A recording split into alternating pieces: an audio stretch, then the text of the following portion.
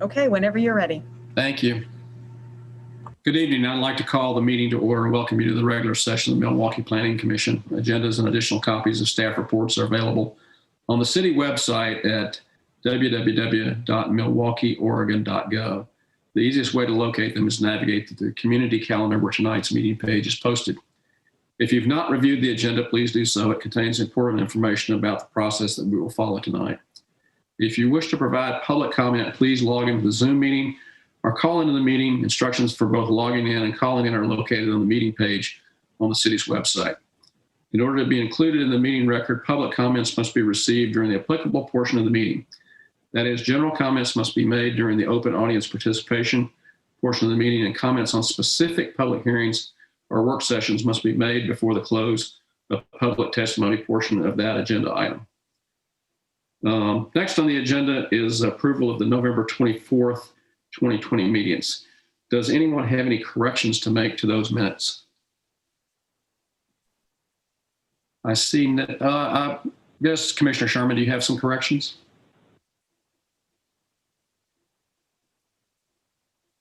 Commissioner Sherman, I cannot hear you. Thanks, on the phone. Okay. Very minor correction on page 12. The date was, I think, left out. I think it's 202, and I think we need a 1 at the end of that, but that was the only correction I noted. Got it. Could you give us the paragraph? Yeah, let me, Commissioner Sherman added, as things come back to normal life, etc. So the kind of second paragraph, this would be a great goal for 202, should be 2021. I'm sorry, would you give us the paragraph number first?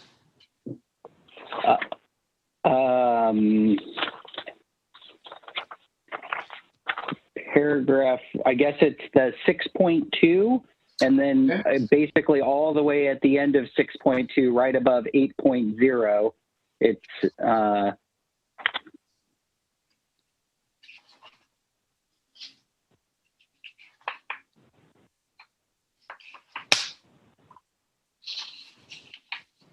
yeah, that's a very long paragraph. Would you direct me to it again? Yeah, sorry. So it's page 12 of the meeting minutes. It's the last page of our minutes. Okay. And then it's my comment in the Commissioner Sherman section, and it's, I think, the third line down where it says would be a great goal for 202. We just need a 1 there. Okay, so that just goes to 2021. Is that right? Okay. That is correct. Okay. Are there any other corrections to make? I'll entertain a motion to approve the notes as amended. Chair Massey, I'd like to make a motion to approve the minutes from November 24th, 2020 as amended. Is there a second?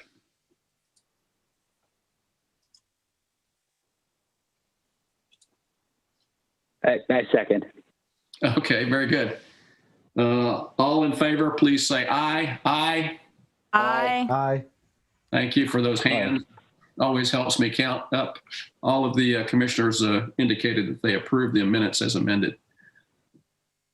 Are there any informational items from the staff at this point? Not at this time. Thank you. Thank you. At this point, we would like to invite the audience to participate. This is an opportunity to comment on items that are not on tonight's agenda. If you wish to comment on an item that is on the agenda, there will be ample time for comments after the staff presentation. Does anyone wish to comment on an item that is not on tonight's agenda? If so, please use the raise your hand feature in Zoom to indicate that you wish to make a comment. We'll also check with any audience members who've called into the Zoom meeting by phone. Before you testify, I would ask that you remember to state your name and address for the record. Do we have any indications that there are audience members who wish to testify at this point? Can you tell us that, Vera? There are not, Mr. Chairman. I don't see it. Okay, thank you. We will now move on to tonight's continued public hearing. We'll follow the basic format listed in the agenda, including the staff report, presentation, testimony, and planning commission deliberation. This concerns the Waverly Woods plan development. The public hearing on PD-2020-001 is called to order. The purpose of this continued hearing is to consider a proposal for a multifamily development consisting of 4 residential buildings, a community center with swimming pool, and a community room built over 3 phases, totaling 100 dwelling units. The proposed development is being submitted as a plan development application to provide more flexibility related to development standards such as building height in the Willamette Greenway zone. A plan development includes a zoning map amendment to add the PD designation to the subject property zoning designation. And the purpose of this application is to request approval of a plan development and Willamette Greenway conditional use application on property located at 10415 Southeast Waverly Court. The applicant has the burden of proving that the application is consistent with the City of Milwaukee zoning ordinance, comprehensive plan, any applicable municipal code provisions, and that the proposal conforms with all of the city's applicable criteria. The Planning Commission closed the testimony portion of the public hearing at the last hearing on December 8th. Tonight, the Commission will deliberate and will make a recommendation to the City Council regarding whether the proposal conforms with all of the city's applicable criteria. I would now ask the staff to cite the zoning ordinance section or sections where the criteria can be found. Thank you, Mr. Chairman. The following, the proposal is subject to the following provisions of the Milwaukee Municipal Code. Municipal Code Title 12, Streets, Sidewalks, and Public Places, Section 19.1007, Type 4 Review, Section 19.311, Plan Development Zone, Section 19.302, Medium and High Density Residential Zones, including the Residential R2 Zone, Title 17, Land Division, Section 19.401, Willamette Greenway Zone, Chapter 19.500 Supplementary Development Regulations, Chapter 19.600 Off-Street Parking and Loading, Chapter 19.700 Public Facility Improvements, Section 19.902 Amendments to Maps and Ordinances, and Section 19.905 Conditional Uses. Thank you. At this point, I would ask the commissioners if any member of the Planning Commission wishes to declare an actual or potential conflict of interest. I'm going to start off by saying no. No. No. No. No. Okay. I had Commissioner Hemer try to kill a bug or something, so I'm not sure if that was a no or a yes. That was a no. Okay, thank you. Thank you. So all the commissioners have indicated that there's no conflict of interest. Does any member of the Planning Commission wish to abstain? I will lead with a no. No. No. No. No. All of the commissioners have indicated that there is no abstentions needed. Does any member of the Planning Commission wish to report on any ex parte contact? I'll lead off with a no. No. No. No. No. Okay, I have all no's from the commissioners on ex parte contacts. Does anyone in the audience, and I don't think there are any, have any rebuttal to the ex parte contacts declared by the commissioners? We have no one signed in, is that correct? Okay. Correct, I don't see any. No. Okay, there's no rebuttals to the ex parte contacts. Will any commissioner who's visited the site prior to the hearing please raise their hand? Okay. I have 6 raised hands for visiting the site. Okay. Did any of those commissioners who visited the site speak to anyone at the site or note anything different from what is indicated in the staff report for this application? I'll lead with a no. No. No. No. No. No. Okay. The 6 commissioners who visited the site indicated that they had not had any contact with anyone at the site. Does any member of the audience wish to challenge the participation of any member of the Planning Commission? I'm assuming that there's still no one signed in. Correct, I don't see anyone, no. Okay, so we don't have any challenges. So let's proceed to the staff report presentation. Thank you, Mr. Chairman. If you give me 1 second, I'm going to share my screen.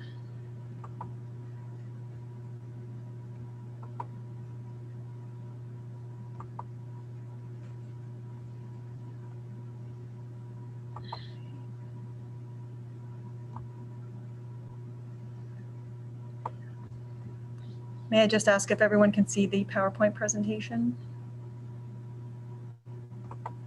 Okay, great, thank you. Thank you, Mr. Chairman, members of the Commission. Vera Coley, Senior Planner, here to present the staff report presentation. This will be brief. The overall process that we've gone through for this project on October 27th and December 8th, there were public hearings with full public testimony before the Commission. On December 15th, the applicant submitted their final written argument, and that was included as part of the meeting packet today, or for this meeting. The public hearing and the record were closed as of the December 8th meeting, but for the applicant's final written argument, which was submitted by the deadline of December 15th.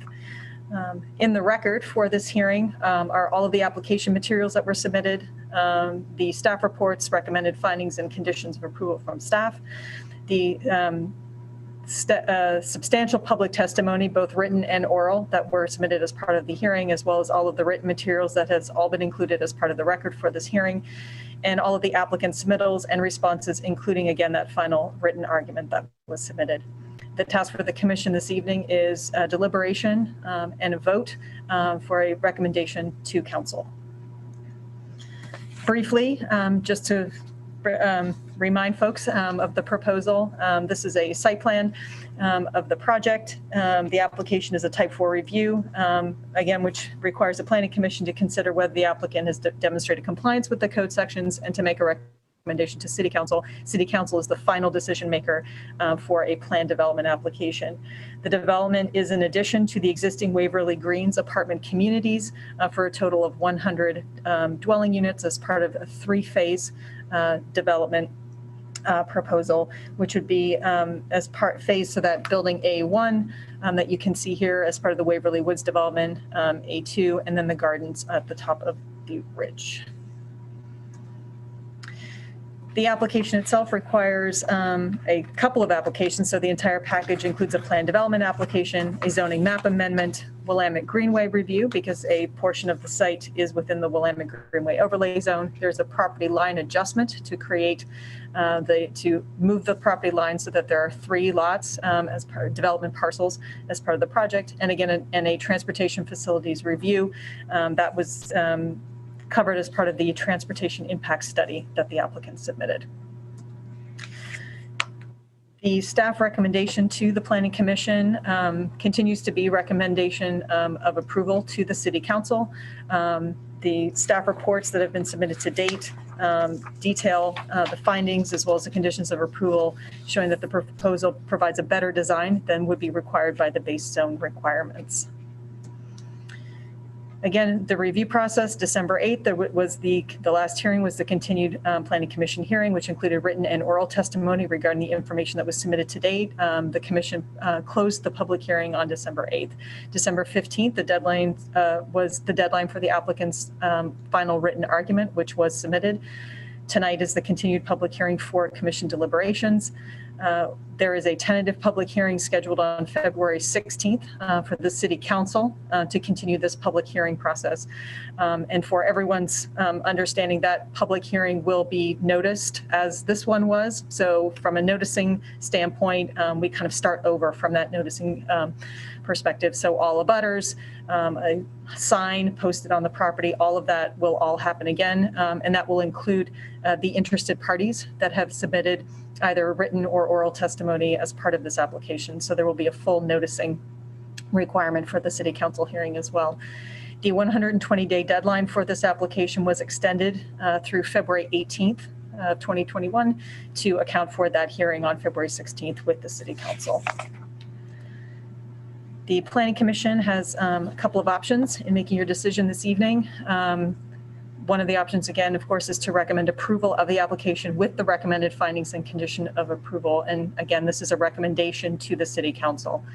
You could recommend approval of the application with a modification to the findings or a modification to the conditions of approval. We'll need to make those modifications as part of the record here for as part of the hearing. You could continue the hearing, or you could recommend denial of the application. We would need findings of denial that would need to be read into the record if that was the decision of the Commission. And that is the conclusion of my presentation. The staff report included the approval criteria that this application is subject to, and a brief summary again of the application itself. But the prior staff reports included all of the details of all of the findings and the conditions that that staff is recommending to you. Thank you for the staff presentation. Are there any clarifying questions the commissioners wish to pose to the staff? May I ask a couple, Chair? Please go ahead, Commissioner Hamer. So there was debate back and forth from a couple of people on whether or not public is defined in our city code. Is public defined? If I could, through the chair, Commissioner Hamer, could you give me a little more context regarding your question about in what context do you mean by the definition of public? We could call it public benefit. What does public mean to that word benefit? Oh, it's a good question. I think I would need to take a look in the code. I don't know that I have an answer right off the top of my head. I'm not sure if the city attorney does, but I would need to take a look and see if I can find something. Justin Garrity, the city attorney. I'm not aware of any direct definition of public for purposes of the city code, other than the common understanding of public benefit would be a benefit that is open to the public as opposed to a private benefit, which would likely be a benefit that only produces a private party. I think if I were charged with the duty of statutorily interpreting public, I think I would refer to its common understood meaning rather than devise some definition that would be found in the code, which I honestly don't believe there is likely a definition in the code. Okay. Thank you. Well, I guess I have one more technical question. In attachment to page 50, number 4B, which is the green highlighted one, we call that open space. I guess the question is that I think that we've kind of defined it somewhere else as a forested area. Does open space mean forested area, or does that need to be more specified? If I could, the way the code talks about within the plan development code as open space, it's intended to be areas that they're not developed, they don't have buildings, but a forested area could be considered open space as well for purposes of this. It can be a combination of different kinds of open space, recreation or, maintained areas or forest land, but, or forested areas, sorry. But those would all be considered under the sort of umbrella of open space. Thank you. Are there any other clarifying questions for the city staff?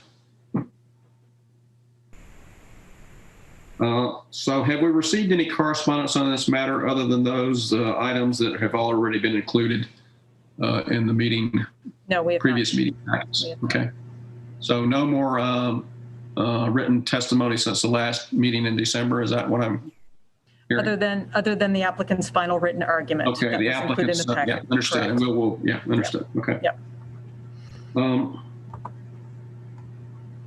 So the earliest hearing date with the city council would be, as indicated earlier, would be February 16th, 2021. So an extension to the 120-day clock is required from the applicant. And I understand that the applicant has agreed to that waiver through February 18th to allow for that meeting and the issuance of a notice of decision.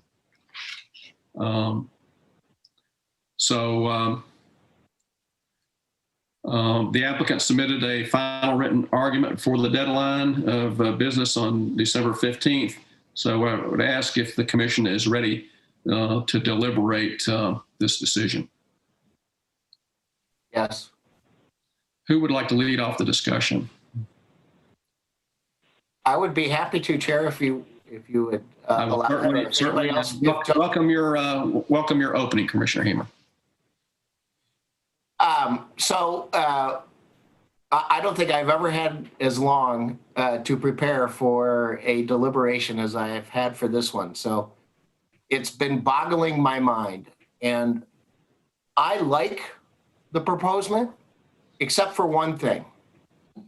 And the one thing is my problem with the use of the word public and public amenities.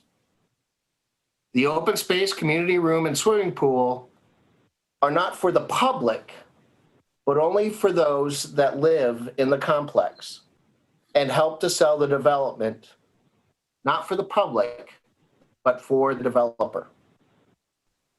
I struggle with what public means. So assuming council has the best intentions of public, they created 3 goals. Goal one is housing, to encourage the private market to develop options that are affordable for Milwaukie at every income level and stage of life. Although planning staff makes an attempt to justify this as allowing more Milwaukeeans to move up, when it frees lower priced housing that opens up, this is simply an assumption. To meet this objective, I believe the applicant should offer 10% of rental space as some sort of subsidized housing. Goal 2 is climate change action. The applicant is not committed to a zero net building, solar panels, or even a LEED certification. Although the applicant has demonstrated in the past they are committed to the environment, for me, I would like to see a commitment in this proposal to be able to pass it. Goal 3 is equity. And of course, because of the Housing Act of 1968, we cannot forbid anybody by the discrimination for housing on the basis of color, gender, or religion. So it's not applicable in this situation. So then I look at public and I say, okay, what do I get out of the deal, right? What benefits do I get as Joe Q Public? The one big benefit I do get is tax dollars, right? The plan will certainly increase dollars to the city, which seemingly will disperse to the benefit of me and my fellow residents. Now, my problem is, do I get to take advantage of the new created amenities? The views of the river, a forested area, a walking path, a garden, a pool, or the use of the community center? When asked, the applicant said they wouldn't stop anybody from walking on the path. But when an owner of the property was worried about use of the path, the applicant said only Waverly people would be using it. Not the public, but a private people living in that area. For me to accept this application, the applicant should provide visitor parking for the public to access the path, or open the swimming pool to residents of Milwaukie for either lessons or limited use, offer the community space as an affordable rental for all to use, or allow the community garden to be used by residents in downtown who do not have space as other community gardens do. Then my other question is, does it about development limit resources available to me now? The answer is yes, but the applicant has demonstrated their commitment to limiting those resources. In other words, power and wastewater and that.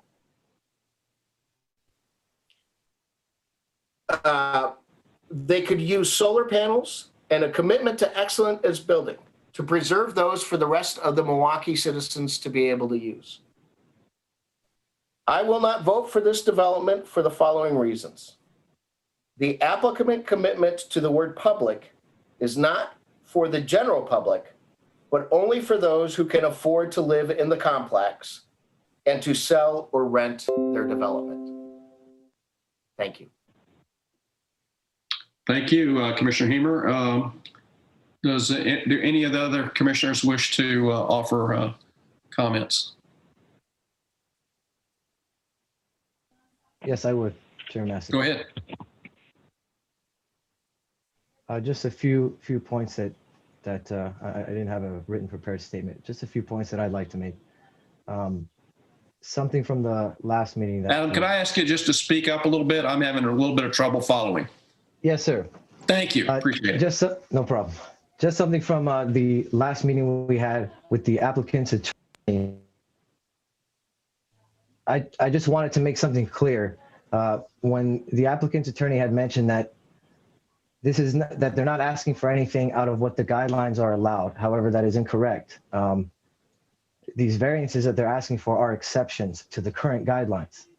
So what they are asking for is beyond the scope of what is allowed by the city. So I just want to clarify that. I do share some sentiments as Commissioner Hemmer in regards to the benefit of the public, especially in the current situation that we're in, considering the fact that there could be a possibility of evictions due to the COVID crisis. This is a benefit to those who can afford it. And I feel like as much as I appreciate Commissioner Hemmer's suggestion of 10% to affordable housing, I would like to see 20% committed to affordable housing. Again, with climate change, I'm on the same condition as that. This is a greenway zone, and I don't feel like we're doing enough, or the applicant is committing enough to combat the effects of the carbon footprint that they're going to leave. Everything that's been suggested is something that's going to be possibly considered for future development. I just don't think that's good enough. I think this was put together a little bit rushed. I feel like the applicants could have done a better job of putting a better effort in to some of these concerns that we addressed, like the traffic issues, how it's sitting at a D rating. And you know, the applicants know that there's a possibility of this being shut down because of the way the process was put together. And I just don't feel like at this stage that this is something that I could vote for, simply because of the fact I just don't see, as Commissioner Hemmer suggested, a public benefit in the sense of what the public of Milwaukee is concerned with right now and facing. Thank you. Thank you, Adam. Other commissioners have comments? So I'll just jump in and say, you know, we as a planning commission have no authority to ask or require the applicant to do anything that is in excess of city code. And we cannot require the applicant to be held to a higher standard than what is defined in city code. And the applicant has sufficiently provided evidence of how this proposal accommodates and satisfies all of the relevant approval criteria and standards, including the plan development zone and the variances that it allows for, and variances that are prescribed and accommodated for by the code, even if they are not directly consistent with the base zone. You know, the idea that a building might be longer than the maximum length or taller than the maximum height is certainly thought of and accommodated through the variance and plan development procedures in the code. So in that sense, the applicant's attorney was absolutely correct to say what he said in the way that he said it. Additionally, you know, again, the traffic standard of D, we cannot arbitrarily change the standard from what the city's standards and code is to hold this applicant to a higher standard than what the city requires. We have to judge the evidence against the relevant approval criteria, and we have had an extraordinarily long time to do so in this case. And I am perfectly satisfied with the findings and conditions of approval that this application meets all of the relevant approval criteria that it should be held to. And I will vote in favor of referring this to City Council for their further review of the final development plan and zone change that will be required to finally approve this permit.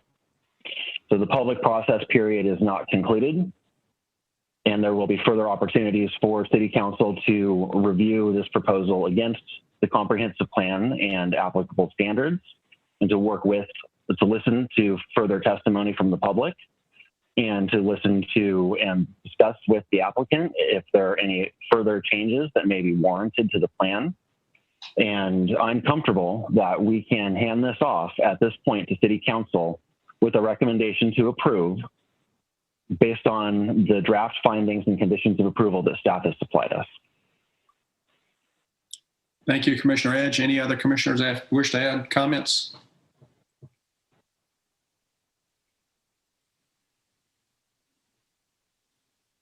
No one else? I think maybe to chime in quickly, I think I would agree with much. I think I would agree with much of what Commissioner Edge just expressed. I do think there's maybe a few places where I might be interested in making some suggestions on the conditions of approval or other requirements. But all in all, I believe the applicant has worked extremely hard to meet the conditions and the standards and to work closely with the neighbors. I think to the question that was posed by Commissioner Hemer about some of the public benefits, I do think kind of the later amendment to create the kind of public viewing platform on the site, which wasn't in the original application, certainly I would hope kind of meets more of that public benefit criteria that you were kind of talking about. And I also think that in a way, this development and this applicant in particular also helps set a high bar for future development kind of within our city. I think in many ways, they've worked hard to kind of go above and beyond. And we might be so lucky as to have more applicants interested in kind of working in partnership with the community, especially impacted neighbors, as we would hear. So I think with maybe some minor tweaks to some of the conditions, I'm ready to move this forward as well. Well, for us to go forward, I mean, what would be those tweaks that you were discussing? Thanks, Chair Massey. I think in attachment 2, which is so page 50, I think it's 3B, talks about kind of tree protection measures. As part of the applicant's original application, they submitted an arborist report with tree protection recommendations, and specifically, I think attachment 5 in the original submittal, which is on page 288 of the original submittal, those tree protection measures are much more robust than what is kind of suggested here, and I would like to hold the applicant to account with what they submitted to us. So I think if we could just substitute in their application, I think that would be one thing I would like to see. I would also, and if it fits here or if it fits in the other requirements, might recall, I think I brought it up at the last time we met, and this was directly coming out of some of the written feedback that we received from some neighbors who were concerned about earth moving activities and explosives specifically. So I would be prepared to kind of read into the record maybe a new condition about giving notice to impacted neighbors before explosives or blasting were to occur. I think that would be advantageous. And if I had, basalt kind of and earth moving activities occurring nearby, I would appreciate the opportunity to take a weekend to go camping instead of have that right next to me. So that would, I think, be the other thing. And Okay. I have some language prepared. I'm happy to read that if you'd like. Yeah, I will come back to that, Commissioner Sherman. I kind of want to get a feel for the other commissioners. Let me just ask Commissioner Loosevelt. I mean, do you have any thoughts on this, Laura?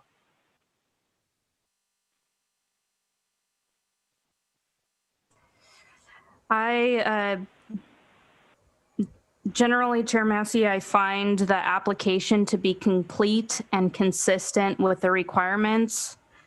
I share concerns about public space and the definition of public space and meeting the goals of the comprehensive plan. However, the concerns that I have are not enough to overturn or approve any approval, I think, on this application.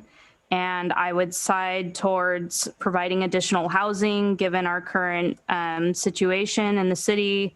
Additional units is I think kind of the greatest value of this project. And I do think that the care and development and coordination effort of this team has been significant, and they have made attempts to adhere to the kind of the concerns of this group and of public members of our public.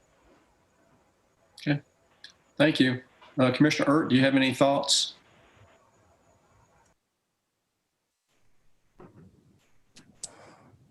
Okay, can you hear me?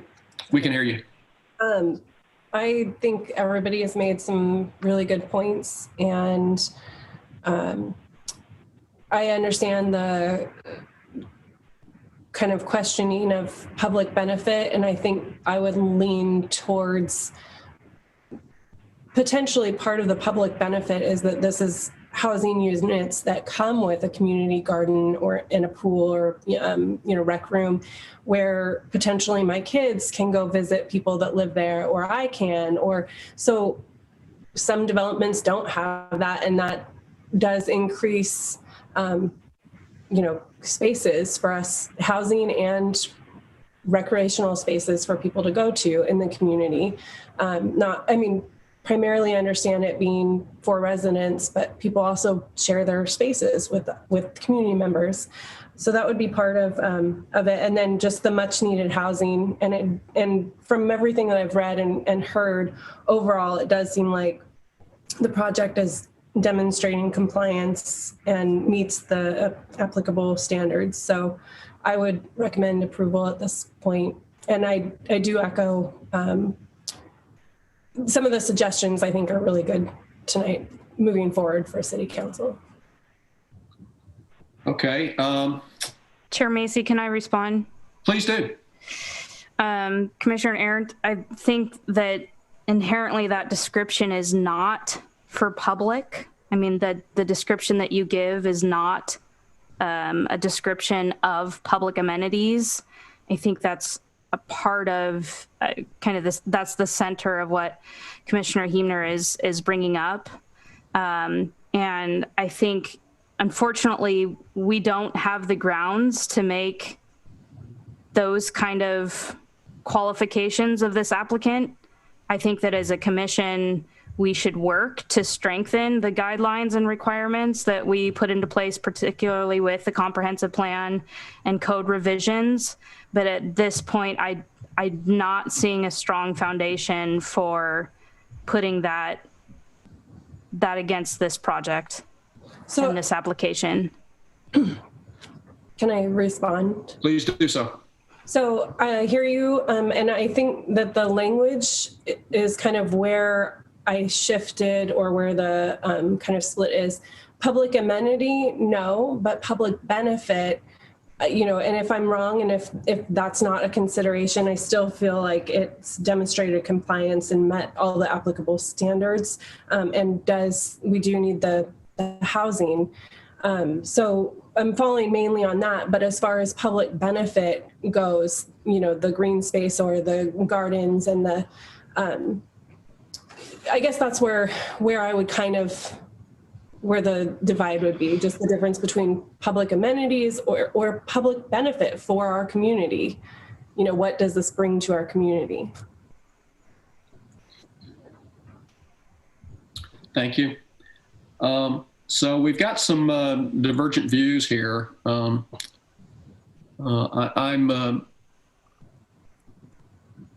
I guess before we entertain a motion or anything like that, I would kind of like to sort of narrow this down, because I've heard a lot, all good discussion and that kind of thing. So, I mean, let me go back to Commissioner Edge. I think that what I heard from you is that you would accept the existing approval criteria to go forward. Is that what I heard from you? Yes, however, I would be interested in hearing Commissioner Sherman's proposed amendments to the conditions, amendments or additions. I'm sorry, whose proposals? Commissioner Sherman had a condition that he wanted to add regarding the blasting. Yeah. Okay. Notice, and so I would be interested in hearing that.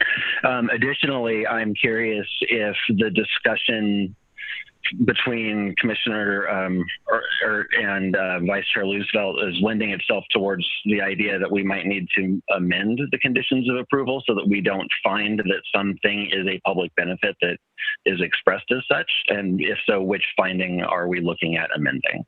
Okay. So let's start with Commissioner Sherman, and let's hear your proposed language.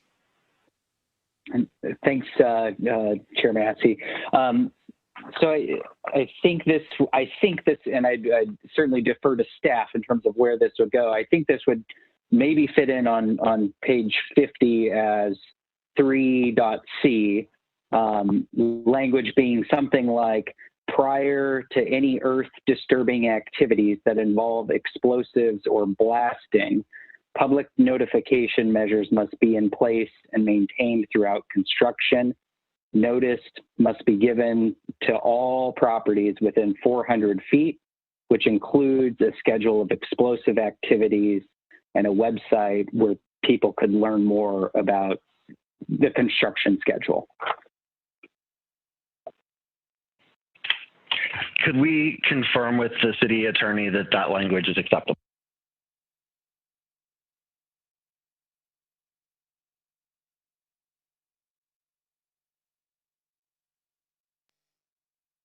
I'm sorry, I'm having some technical difficulties over there. Commissioner Sherman, could you repeat that? My system's breaking up a little bit here. Yes, happy to. Prior to any earth disturbing activities that involve explosives or blasting, public notification measures must be in place and maintained throughout construction. Notice must be given to all properties within 400 feet, which includes a schedule of explosive activities and a link to a website where people can stay informed of the construction schedule.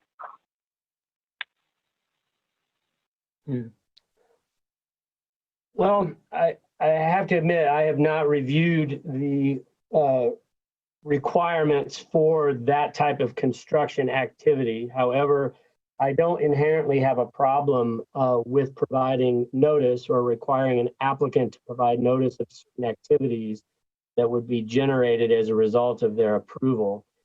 However, the specifics of those, I'm not sure whether that's feasible from the developer's standpoint. I don't know whether they're planning on having a website for the development, for instance, things on that line. I think the state guidelines provide windows of time, and again, I have not reviewed them for the purposes of this hearing, but I think the state guidelines provide a baseline for what needs to be met when engaging in those types of construction.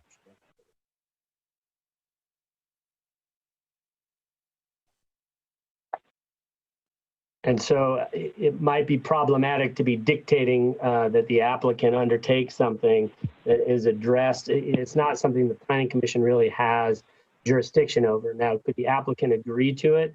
I believe in the hearing, we did have some discussion about it. But I'm not sure. I'm not sure adding additional notifications beyond what they're required to do by state law under the building code is proper. Again, I have not researched that issue, so I'd have to look into that. Maybe just let me ask the commissioners. I mean, would anyone? There may be Mr. Adams is trying to raise his hand. I'm sorry. Go ahead. While Justin was talking, I did a quick search of the state of Oregon, and Oregon DOT does have some policies written about how to handle blasting. It says require an approved blasting consultant to design and approve the blasting plans, perform pre-blast surveys. These are done by or through the blasting contractor prior to the blasting, document the condition of structures, foundations, and windows prior to exposure to vibration from blasting. It says ODOT reviews of submitted blasting plans, require ground vibration monitoring during the blast. That's the thing I talked about during the meeting that I actually did 20 years ago in my career. Require that blast mask be laid upon the blast area to help contain flying blasts, and blasting contractors are licensed and bonded. So I think if we just had some language in there that the applicant shall be held to the Oregon DOT blasting standards, I think we should be safe. And I can share this with Farah, and she can share it with others if you want to see what this little 2-page document I just found online. There may be more information. This is just a quick 5-minute search. If I may, Commissioner Sherman, would you be willing to amend entertain a motion where that was, or an amendment that for a condition that said that any blasting activities have to be noticed consistent with applicable state law or other regulation? Yeah, that's fine. I think being able to rely on some existing precedent or standards, especially something from ODOT, I think would be advantageous. So I'd be happy to entertain that. Well, let me just ask you to hold that. I kind of want to get all of the changes queued up so that we don't have to do multiple motions here. So did you have another one, Commissioner Sherman? Thanks, Chair Massey. I think the only other one was the one that I mentioned, kind of the edits on 3.B on page, which is on the top of page 50, just changing. I don't have the exact language prepped, my apologies, but changing that so those tree protection requirements are the attachment 5, the tree protection recommendations that they submitted as part of their application. So just binding them to what they and their consultants said they would do when they first submitted their application. So Vera, I see you nodding your head. So do you feel like that's one that's easy to insert? Yes, thank you, Chair Massey. I think what I might suggest is inserting language that requires, fencing must be maintained throughout the duration of construction. Tree protection measures are required to meet must be consistent with the arborist report and materials that were submitted with the original application. And we can kind of reference that arborist report to the condition of approval and tie them all together. And that will give our city arborist, the information needed, if this gets through the city council piece, to be able to monitor that tree protection piece. So I can tie that arborist report to this. Sure. I should probably ask the commissioners, are there any objections to these changes? No. Okay. I'm going to circle back to Commissioner Hemer, and let me ask you, Greg, to kind of handle these kind of one at a time. You covered a lot of ground so that we can kind of discuss them sequentially. Can I add something into the amendment or the attachment 2 thing? And in that 4B, that green highlighted on page 50, can we put in some sort of language that says maintains at least a 40% tree canopy, since it is already a forested area? My hesitation is that open space means pasture land, so that if they wanted to go in and go cut down all the trees, they could. So I would like to at least ensure that those trees remain at least a 40% tree canopy. Well, let me ask a question here. I mean, 40% is the goal of the city. Would it be appropriate to say whatever the city's tree canopy goal is, and just kind of leave it at that? Because at some point it may be 50 or 60. I don't know. Sure, I'm fine with that. I want some language in there that maintains the trees as the way that they are and not just as open space. Let And it me ask remains a the forest attorney, area. you think there'd be any issues with that?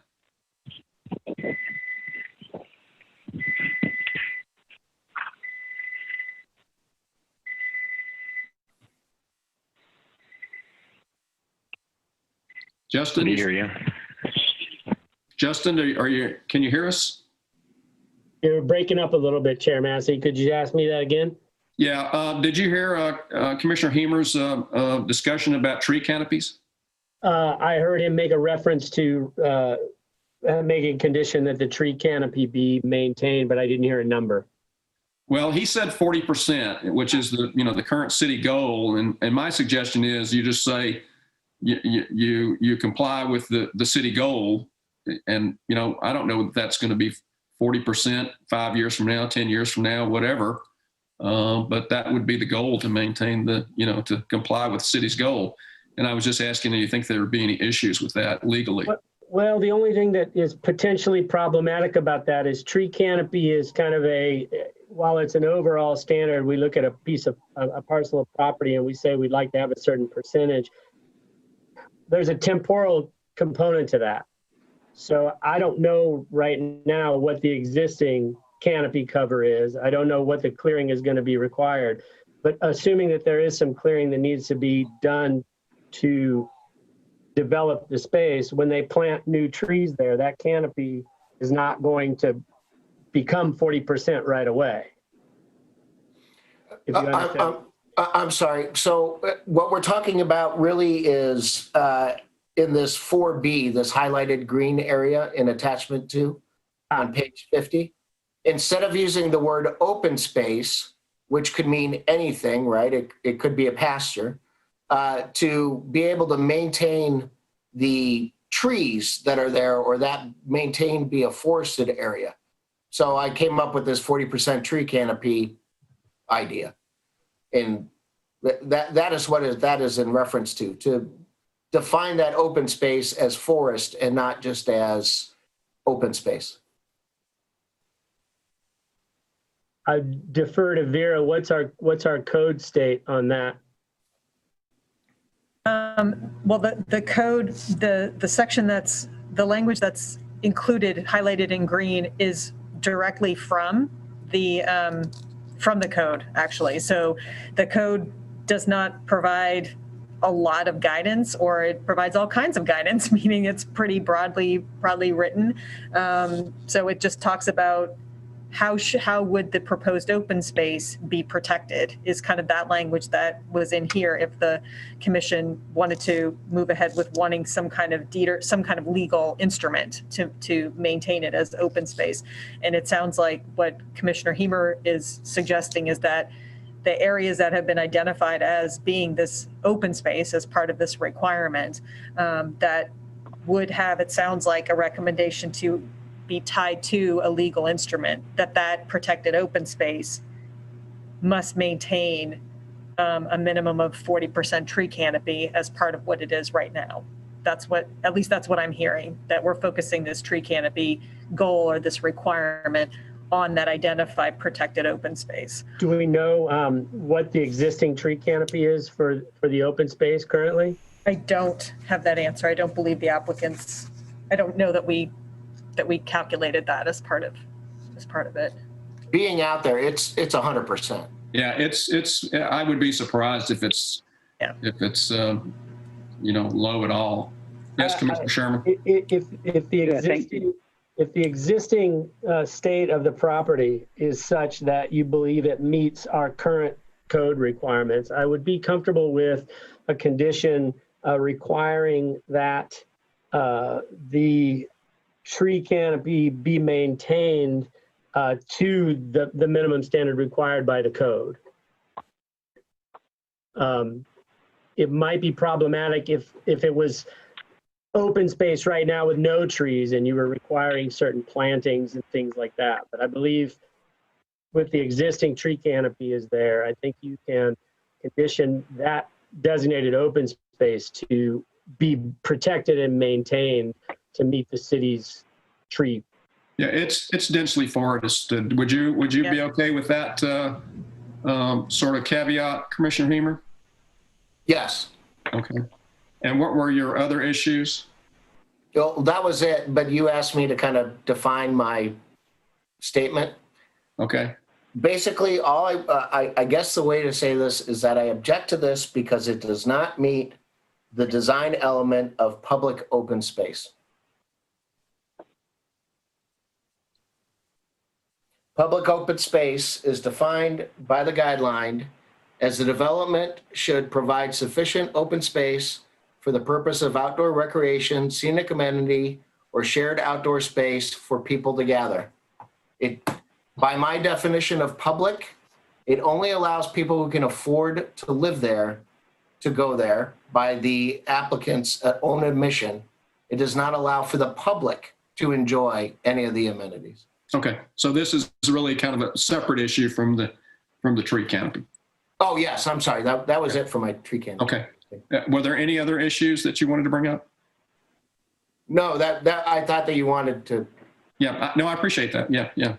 So that is my objection. So to Commissioner Ads and Commissioner and Vice Chair Roosevelt's point that it meets the criteria, it does not. It fails in the design element for public open space because the applicant is not allowing the public to use it, but it is a private area, which is already one design element that is put in.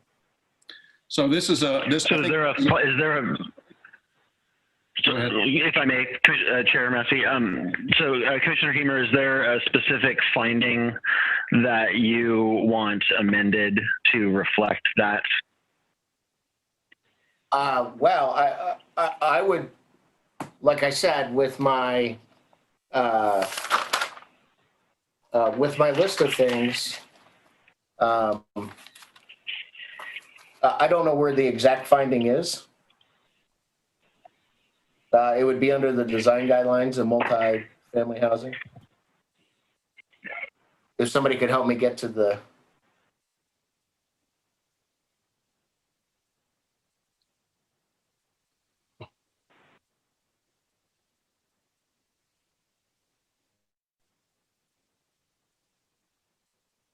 Well, I guess. It's on page 63. That's item number 3, addresses public benefit.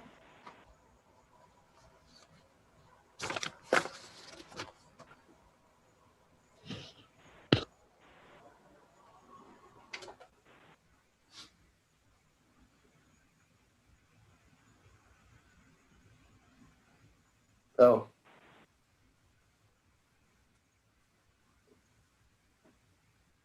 In it, I'm sorry. I use the computer version, so my pages may be different. Is this an attachment 1, Lauren? 4. Page 9. That's the applicant's response. Attachment 4 is the That's where it's- applicant's response. Right, that's the description. Sorry. Right, I'm sorry. So I'm looking at table. How about then attachment 1, page 26, item 2, public open space. It's Yes, so that's the one that table- I'm using. Or, yeah. That's the one I am using in this design standards. I'm going to recognize Vera, who may have some insight here. Yeah, I'm sorry. So Commissioner Hemer, I think the guideline that you're talking about is specific to the multifamily housing design guidelines, except that's not the public open space as part of a multifamily housing development isn't intended to be open to the public. So an individual apartment complex, for example, does not have to have amenities that are available to the public. It's intended to be for the residents of the development. I think that the finding that you're talking about as you're talking about public benefits is within the plan development approval criteria. And it's, it's section 5.1 in attachment 1 So it would be, I think, page 18, which is talking about the proposal demonstrating that it addresses a Oh, public thank you. purpose and provides public benefits, because it's directly tied to the plan development itself. The open space discussion within the plan development code doesn't talk about the open space specifically having to be open to the public. It talks about it pretty broadly, but I think the overall goal for the plan development is that it addresses a public purpose and provides public benefits and or amenities beyond those available, permitted in the base zone. And I think, I don't mean to put words in your mouth, of course, but I think that's the finding. If you have concerns about the way we've prepared the findings related to the public benefits and public amenities, I think that's where your concerns are. It's not in the multifamily housing design guidelines. Yeah, so I would like some language there that that it is, actually open to the public and not just to the residents of Waverly. I think that and that is my major issue, is that if the criteria demonstrates that it, addresses a public purpose and provides public benefits and or amenities, they're not for the public. They are just for the residents. And so benefits and or amenities, right? Yeah, so we can call open space an amenity. We can call pool an amenity. We can call a community room an amenity. The benefit is, we could call the protected open space a public benefit. Yes, we can. Like I said, I like this plan. My only problem is that it just does not do enough for the public, the Joe Q public. It is really, it's the same as the Waverly Country Club. If you belong there, you can go out there and enjoy it. If you don't belong to Waverly, you can't enjoy it. And I don't think that is the point of having public benefits and public amenities. Right, but I think the deal here with the language of the code is that a public benefit and or amenity means that you've satisfied the code if you satisfy either side of that or. So I think if you have a public benefit, you don't need the and, the or is sufficient. Right, but Joseph, my answer is that it doesn't provide anything for the public. Well, Chair Massey, if I may. But you just said that there's a public benefit in preserving the open space. So we've satisfied one side of the or. We don't need an and. Well, I don't think we've met the standard. I don't think it goes far enough. I'm going to recognize Commissioner Sherman, who's waited patiently to speak. Go ahead. Thank you, Chair. Commissioner Hemer, I was going to kind of make maybe Commissioner Edge's point in terms of the amount of forest and trees that are kind of preserved through the nature of the application. I think as we saw in the discussion with the applicants and the many times they've looked at doing something here, basically involves, leveling the whole site and removing all the trees. And so, thinking about our larger community goals around tree canopy, they're not only developing this in a way that meets our tree canopy goals, but does actually slightly exceed those goals. And so I think to Commissioner Edge's point, I think that suffices some of those criteria. Do I think that it could also go further, and would I like to see it? I mean, I think you've all heard me talk about electric vehicle charging stations and solar panels, and I think the applicants have indicated some intent and interest in that, and unfortunately, I don't have the code to tie their hands to that, and I wish that I did. And I think to Vice Chair Roosevelt's point, that's the work that we need to do through CPIC to develop those tools so that we can push those public benefits even further. But I think in many ways it meets the burden of proof. So, I appreciate your opinion. My only answer is that one proof of a public benefit does not make it a public benefit for all. So to move this forward, let me just do a sort of a straw poll here. Commissioner Emer is very passionate about this topic, and appreciate that. But do any other commissioners have, strong opinions on this as that are, that they would share with Commissioner Eber's position. I believe that I share similar, but obviously I already made my statement. Are you asking for? Yes. Okay. Who hasn't spoken for? So Adam, you're basically in agreement with Commissioner Hemer over the public right use.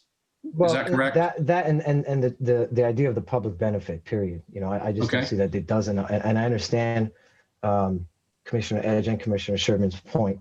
And, again, our hands are a little bit tied in terms of the code because we can't really do much about it. But the benefit of just the extended tree canopy, I mean, I just, like Commissioner Hemer said, I just don't believe that goes far enough to warrant this and to be stated as a public benefit. Okay. All right. So were there other topics to be brought up as potential changes to the conditions of approval? So just to sort of, I've written this down here, and basically what I see right now is only 2 changes to conditions approval. You guys keep me honest here. One is to reference the state blasting regulations, and 2 is to maintain the existing tree canopy to comply with the existing Milwaukie code. Is that correct? There was something in there about referencing the arborist report. The arborist report. I'm sorry, you're correct. Yeah. So there's 3. Correct. So, Vera, you could probably do a better job of recapping this than I. Would you attempt to do that so that we make sure we have a sound footing to go forward with the proposal? Thank you. So condition 3B would include a final sentence that states that tree protection measures must comply with the arborist report as submitted with application materials. We would have a new condition 3C that prior to any commencement of earth disturbing activities, any blasting activities must comply with the noticing and other requirements in state law. And if that's not specific enough, I'm happy to wordsmith that a little bit as well. And then we would add a notation to condition 4B, leaving the language as it is, as it's highlighted in green, but add a statement that the protected forested open space area must comply with the city's tree canopy goals. Okay. So let me just ask for a quick straw poll of the commissioners to make sure that they agree with those 3. I'm going to get back to the other issue of public space here, but I just want to make sure we're on solid footing with these 3 changes. So let me just see a hand if you agree with those changes. Okay. So I think that there's a broad agreement here. And so I'm going to ask for those commissioners who would want to go forward with the expanded public use changes to show their hands as well. Okay, so I see Commissioner Hemer raise his hand. Adam? What was the question again? I'm sorry, I couldn't hear. So this was the expanded definition of public use that Commissioner Eber. Okay, so I have 2 hands for that. I just want to make sure that before we go forward with the motion that we've kind of put our chips on the table, and I just want to make sure that was well understood. So at this point, are we comfortable with going forward with the motion? Okay. Chair Massey, if I may. Yes, go ahead. Commissioner Hemer and Commissioner Khosrabadi, I guess I'd be curious if there there were other issues that I recall you mentioning, kind of lead, solar, there might be an opportunity to potentially entertain the applicant submitting plans prior to development that might help meet some of those. And I just ask maybe the question of whether any of those potential requirements might help move you from your position. I just don't know if we're able to do that. I mean, after Commissioner Edge had pretty much reminded us that we're a little bit tied in terms of what we can't expect them to do things or demand those types of things. I guess it's, what are we allowed to do? I mean, is there a way to have it in writing that these things will be at least looked into, researched, not asking for a hard commitment? I don't know if there'd be, I would love that, but I don't know if the applicants would be willing to do that. But a lot of it does pertain to the climate change issues and the solar. If there was something documented that said that this would be something that they're committed to looking into, I would appreciate that. And again, affordable housing, I understand these aren't things that are set as the standard, but I would hope that as a citizen, I would hope that people that would love to develop here and that have a history of developing here would go above the standard. And not have to, and not necessarily settle for, for example, the traffic issue of the D. I understand that that's not, it's not required, that's the level that it's asking for, but I guess I'm a little bit more hopeful. So if there was just some sort of commitment to look into these ideas, for the future developments, at least it would be something that would help me feel more comfortable with moving forward. Commissioner Edge? One thing that we've done before with respect to recommendations that we've passed along to City Council is that we've included an accompanying correspondence, some kind of comments where we can express how we feel about things that may not have been captured in the findings or conditions of approval. So that's certainly an option that we retain, is to pass along comments with the referral to City Council and leave it to them and give them the opportunity to interact with the applicant and see what they're willing to do at that point. Well, that's certainly an option, and I'd happily entertain we're passing along comments. I mean, really, everything I heard tonight, I like the sound of. There's just limits to what we can actually require. And so I would be happy to support a motion to pass along comments to City Council. I would just like to read the criteria one more time. The proposal demonstrates that it addresses a public person or public purpose and provides public benefits and or amenities beyond those permitted in the base zone. So in other words, it's kind of open range. There is, something that goes beyond that base zone. We can choose what those public benefits or those public amenities are by definition of that. I don't see that there is a willingness by this commission to carry that forward. I will list what I would think would be public benefits again. 10%, Commissioner Korbowski suggested 20% of what I would call subsidized housing, Section 8, something where the government makes up the difference between the rent that is required by what the market is demanding. 2, that they do some sort of at least environmental climate that is inside this building. So solar panels, a net zero building, or at least a LEED practice. Then my next statement is that these created amenities at least be assured that the public can use them.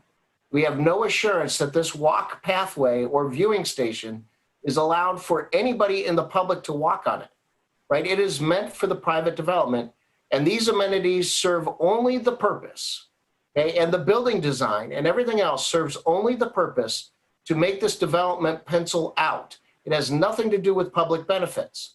They're snowballing it, and they're building their building in this area because they can't blast over to the right. They can't build the buildings that they want because it's going to be too expensive to dig out all that bedrock. That's why they're going for this, to collapse this thing in. And we should be able to ask for real public benefits.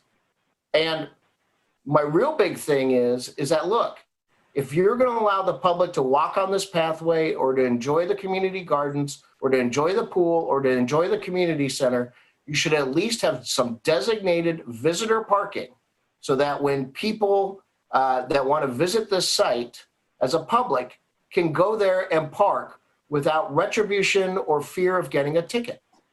And that's how they're going to keep the public out. It's probably going to be the number one way.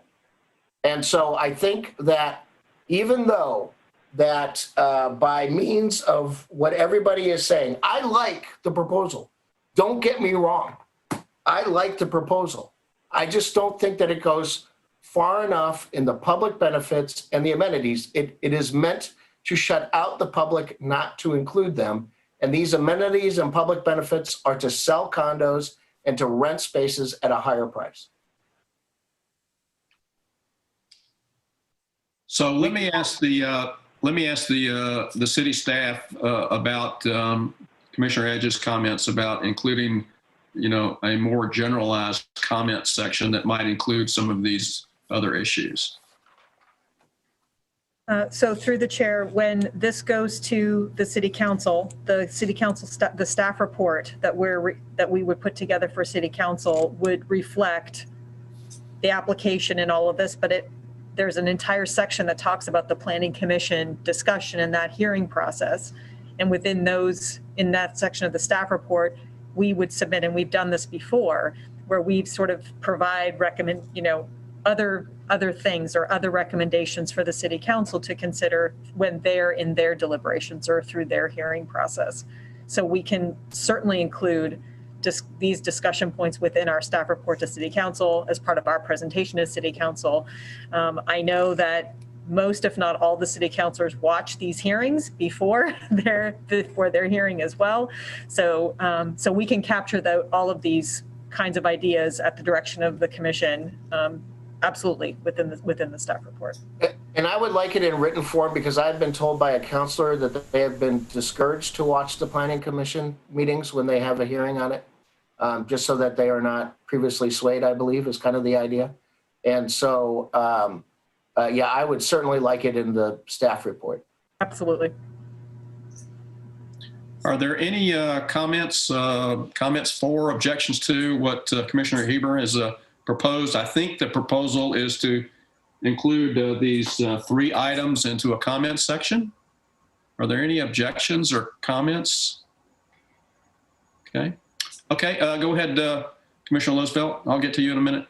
Jacob? So I wonder with respects to sustainability, if we can require kind of an equally somewhat loose requirement that the project at each phase somehow demonstrate through measured compliance its ability to optimize energy efficiency through any of the stated possible ways, including building orientation, passive and heating design, shading, daylighting, natural ventilation, etc. That the project team develop some kind of report that clearly states how they are achieving those metrics.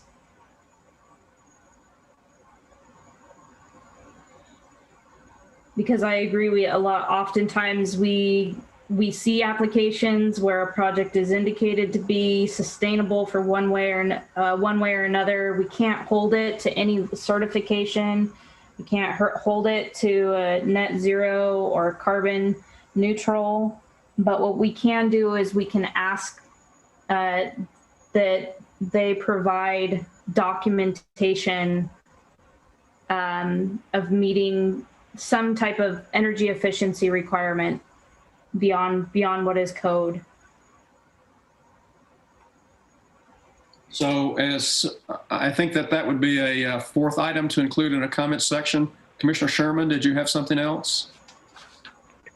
Thank you, Chair. I think building kind of on Vice Chair Losfeld's kind of sentiments, the applicant has mentioned they're considering solar. I would like to see like a plan for what that solar looks like, even if it involves them turning in a piece of paper at some point that says we are not doing it. But just to get some clarity in terms of what that solar looks like. They've also submitted in their application and through their testimony, they've talked about a commitment to electric vehicle charging stations. At some point, I would like to see that commitment turn into a plan or a report for how that will be done, as opposed to some of the vagaries. So I think those would be things I would also be interested in transmitting to council. So we've had a lot of information come into this comment section. Let me ask Laura and Vera, do you think that you have enough information to proceed, or do you need more clarification on these 4 items? If I may, just to make sure I have my bullet points correct, I think I'm still on 3 bullet point items that cover affordable housing, sustainability or sustainable construction, the LEED, solar, the materials that Lauren was just discussing. I'm sorry, Commissioner Losfeld, Commissioner Sherman talked about solar energy, a plan reflecting solar energy, the electrical vehicle charging station, so a sustainability section, and then a section talking about specific public amenities, access by the public to the paths or the community building or the other amenities on the site. So I had 3 sort of large overarching categories of ideas. Is there a 4th? On subsidized housing, low income housing. Right. So in affordable housing. So affordable housing, sustainability, and access to amenities. Right. Yeah, and one of my points is visitor parking. Oh, and visitor parking as part of the public amenities. Can I tie that into that? Okay, Yes. Got it. Thank you. Okay. Okay. So that's a lot of information. I want to make sure that the city staff feels comfortable with the information that they have. If I could ask for a point of clarity, Chair Massey. Yes, please do. I just want to make sure that these items are contained within the comment section about Planning Commission deliberations and items that we discussed and not part of the referral. That is correct. Thank you for the clarification. Just wanted to accent that. Okay. So does commissioners, they feel comfortable with going forward with a motion for modified approval? And I will entertain such motion. I move that we approve application PD-2020-001 for referral to City Council with findings and conditions of approval, or findings as provided in the staff report and conditions of approval as amended in the record this evening. And with the comments.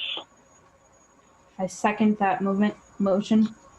Thank you. Let me ask for all in favor, please say aye. Let me get a raised hand just so it'll be quicker for me to check everyone. Aye. Okay. Commissioner Emer, are you approving or disapproving? You're not approving. Okay. So we have 6 commissioners in approval, all in opposed. Say nay. 1 nay. Okay. I think I've got that right. Okay. Thank you, everyone. That was a good discussion, a thorough discussion. I appreciate it. This decision is a recommendation to the City Council, which will make the final decision after a public hearing. Please see the planning staff for details concerning the City Council hearing and date, which we previously discussed. Our next item is the flood hazard regulations. So the public hearing on ZA 2020-002 is called to order. The purpose of this item is to consider legislative amendments to the Milwaukie Municipal Code, Title 18 Flood Hazard Regulations. We will recognize persons submitting testimony. And if you have testimony, please state your name and address for the record so that they may be entered into the minutes. If you're here to testify, please remember to confine your remarks to the application of relevant criteria to avoid repetition and information not relevant. The moderator, okay. The Planning Commission will make a recommendation to the council regarding whether the proposal conforms with all the city applicable criteria. I would now ask the staff to cite the zoning ordinance section or sections where the criteria can be found. Hi, good evening. Brett Kelver, Associate Planner with the city. The relevant criteria are Milwaukie Municipal Code Section 19.902, Amendments to Maps and Ordinances, and Section 19.1008, Type 5 Review. Thank you. Does any member of the Planning Commission wish to declare an actual or potential conflict of interest? I will lead by saying no. No. No. Okay. I have no's from all the commissioners. Does any member of the Planning Commission wish to abstain? No. No. No. I have no's from all the commissioners. Let's proceed to the staff report presentation. Okay, give me a moment to do the screen sharing endeavor.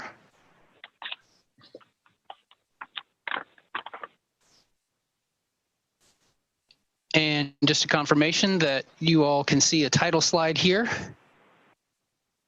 Yes, thank you. All right, once again, Brett Kelver, Associate Planner with the City of Milwaukie, and here with you tonight. Good evening, Chair Massey and Commissioners, here tonight to follow up on an update that we made to the Commission last month on this project. This is a relatively short timeline project that we're doing to keep the city compliant with the flood rules that are promoted by FEMA, or the Federal Emergency Management Agency.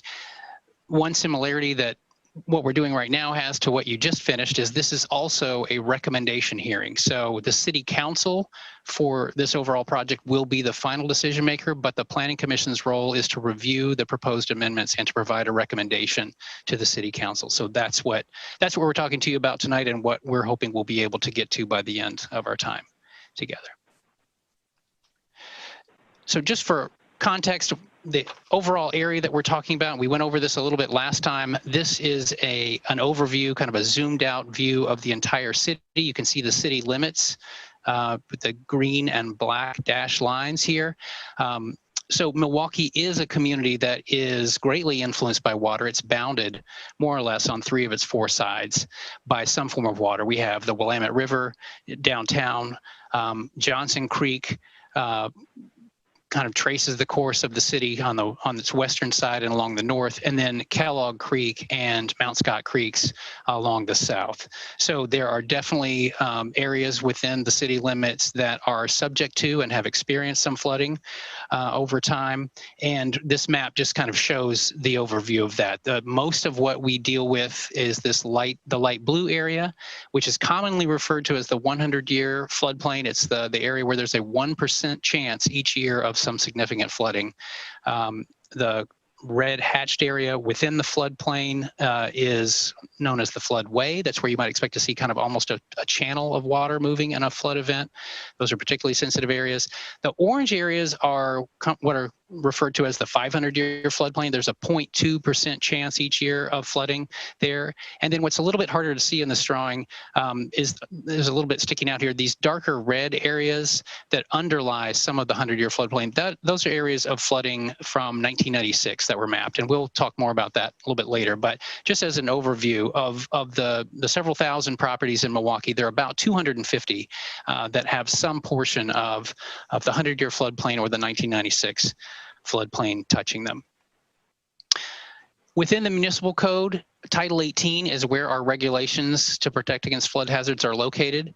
And the general intent of these is to let the floodplain do what it is naturally designed to do. That is, be a place where flood water goes when there's a flood event.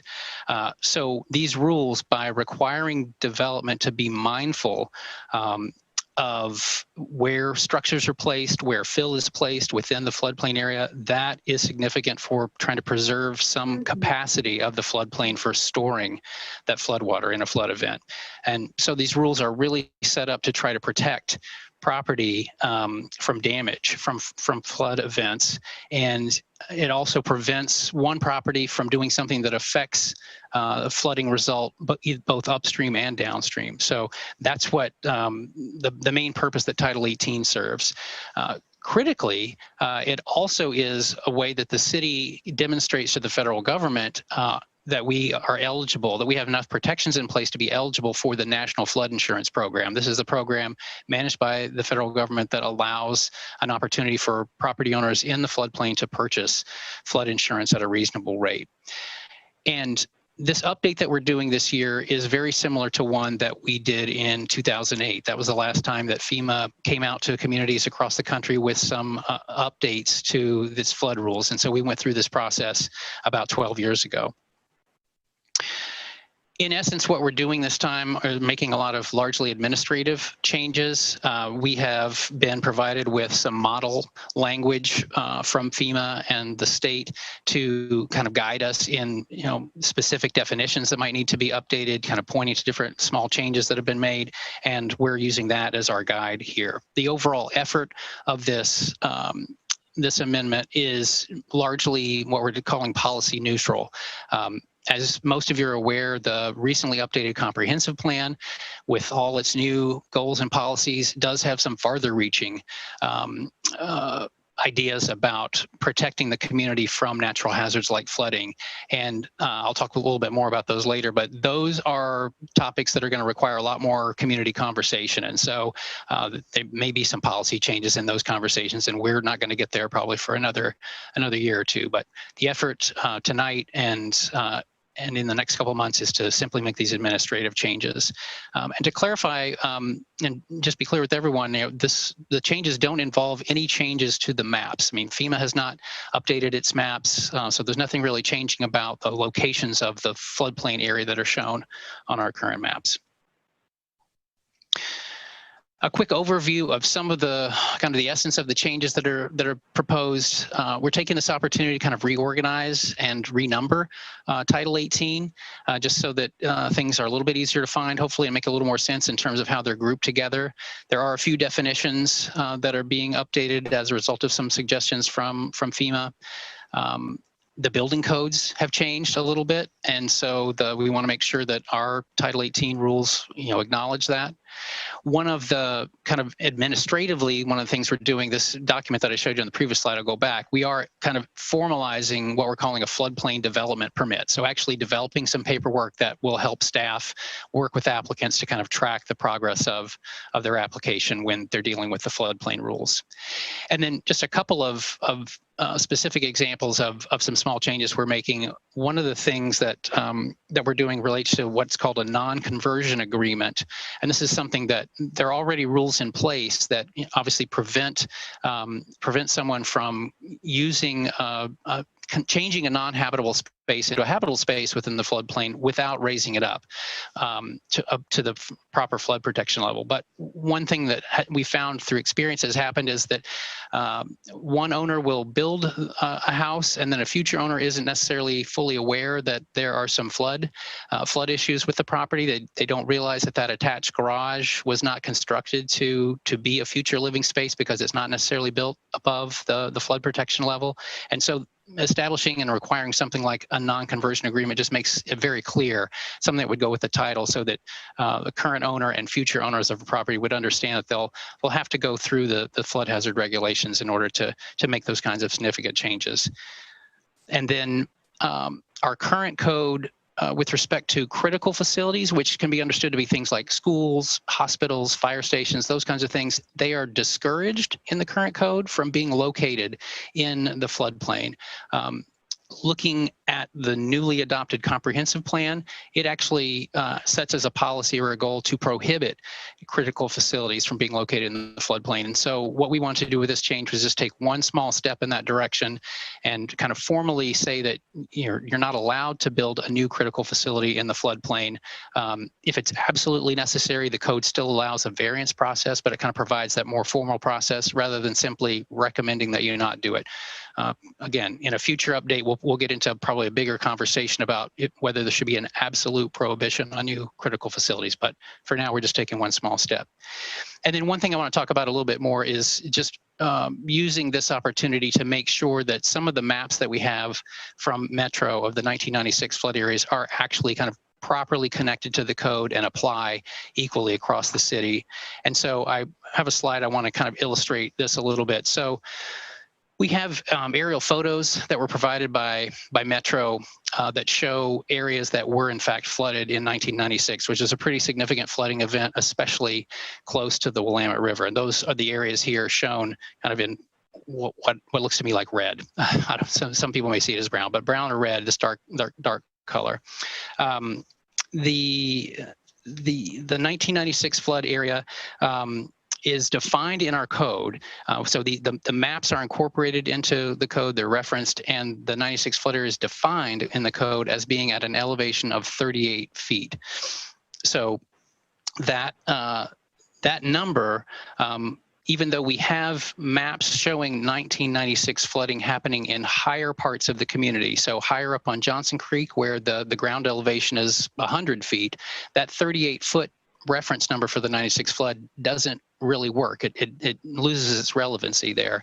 And so one of the efforts that we're making with this code is our engineering staff looked at some of the data that we had about what was known about the level of the 1996 flood close to the Willamette and how that related to something that we do have information for across the community, and that is that FEMA base flood elevation level that applies to the 100-year floodplain. And the engineering staff found that when we looked at the maximum difference between that 38-foot elevation that's set in our code and the base flood elevation provided by FEMA was a difference of 2.4 feet.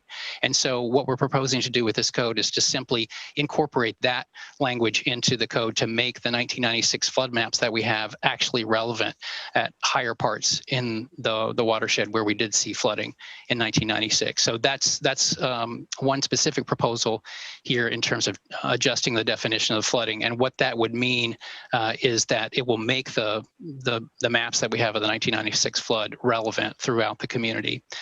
Also currently, through kind of a technicality of language that's in our definitions, the 1996 flood maps have not really been applied to residential properties or residential construction. Non-residential construction has had to look at both the 1996 flood map and the FEMA map. And for whatever reason, we think it's a technicality that hasn't applied. The 96 flooding maps haven't applied to residential construction. And it seems to go without saying that they really should apply to any new development. So that's an additional change that we're proposing here. And to illustrate how this might play out on a particular property, I'm showing graphics of two images of the same property. This is on 19th Avenue in the Island Station neighborhood. This top image is showing the FEMA mapped 1996 flood boundary. So where we saw flooding in 1996.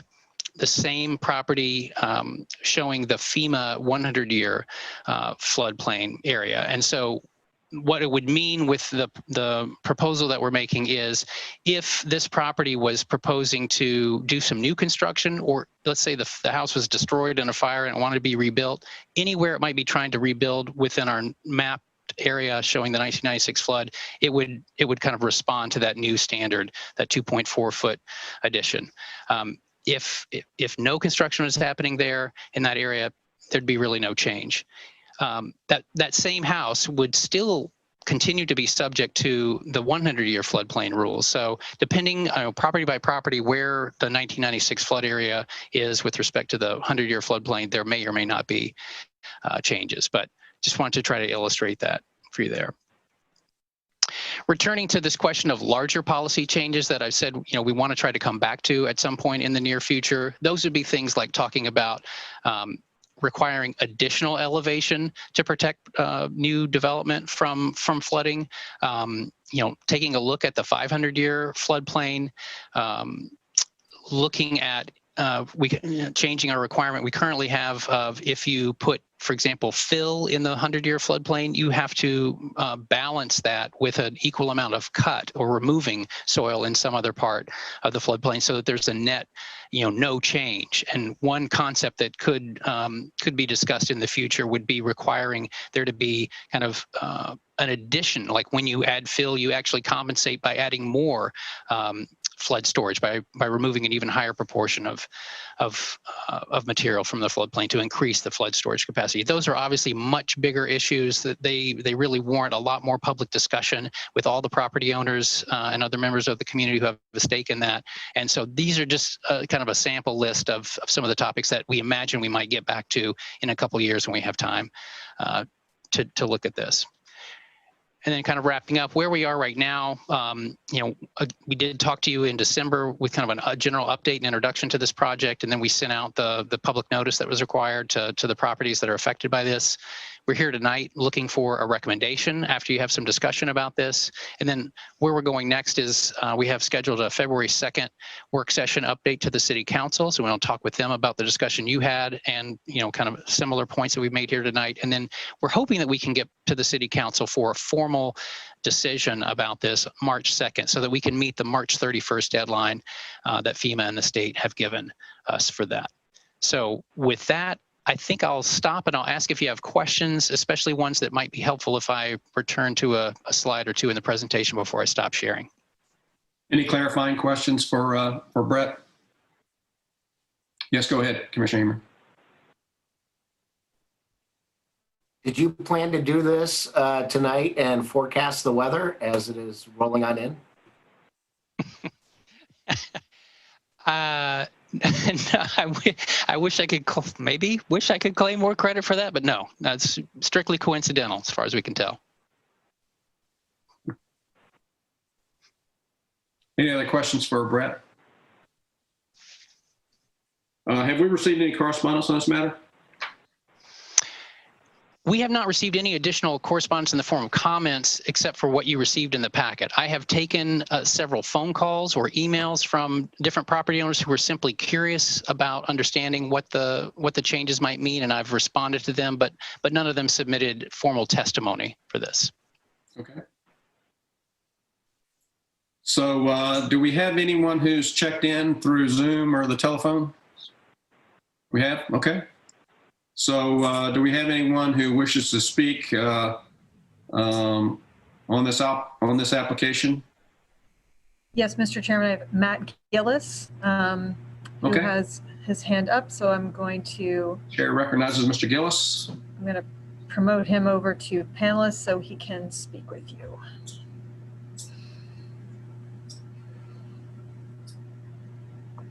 Okay, all right. Matt, you're over on the panel side. You should be able to speak now. Matt, your audio is muted. Okay. Thank you. Okay. Let me ask you to state your name and address for the record. Matt Gillis, 11650 Southwest 67th Avenue, Suite 210, Tigard, Oregon 97223. Let me just ask before you get started, would you characterize your comments or testimony as in favor of, against, or neutral?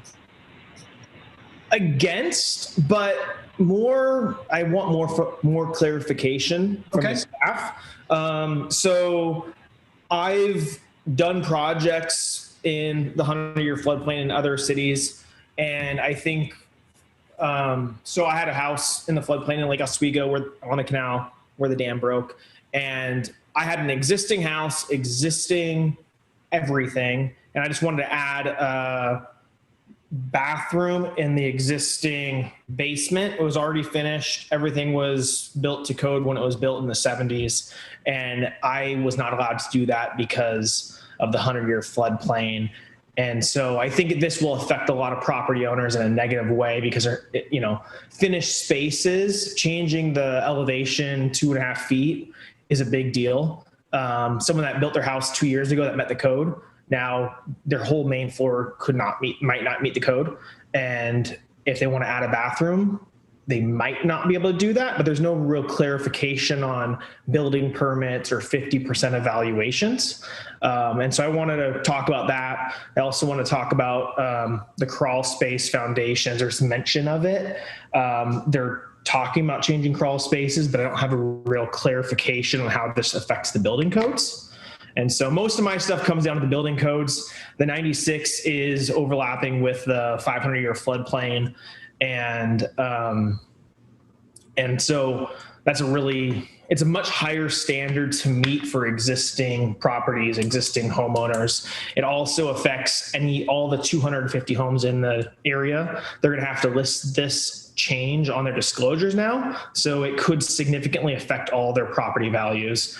You know, I'm not a realtor or an appraiser, but I would assume it'll affect property values $100,000 depending on the property. And so there's significant financial damages by these changes. And so I would love to have some more communication about how it affects the building codes, you know, for existing structures, for plumbing, mechanical, HVAC. If you change base flood elevation 2.5 feet, now anything new has to be 1 foot above that. So it's 3.4 feet. I'm not sure. So it's pretty significant if you built to the code 3 years ago, or you have a house that's to the code currently, and now you can't add a bathroom or electrical below that 2.5 feet. So I just wanted to kind of ask the staff. I'm not sure if I'm allowed to ask clarification on building codes and how it affects the building codes. And also there's a Tillicum Bridge flow model that models a whole Willamette River that I think should be kind of addressed in depth before this goes to City Council. So thank you, Mr. Gillis. Let me see if commissioners have any questions for you before we ask the city staff to comment on your comments. Does the commissioners have any questions for Mr. Gillis? Go ahead. Ms. Loosevelt. Mr. Gillis, could you just state one more time you mentioned the Telecom report? Can you say that one more time with a little bit more clarity of your intent? So I just think there should be more study in the flow model. You're building the 96 correlates with a 500-year floodplain, which is a pretty high standard. And then you're going 1 foot above that. And so I think there should be more evaluation. When we did an evaluation based off the approved Metro flow model, the Tilton Bridge for a site I own a while back, what the city mapping shows was 5.9 feet per second.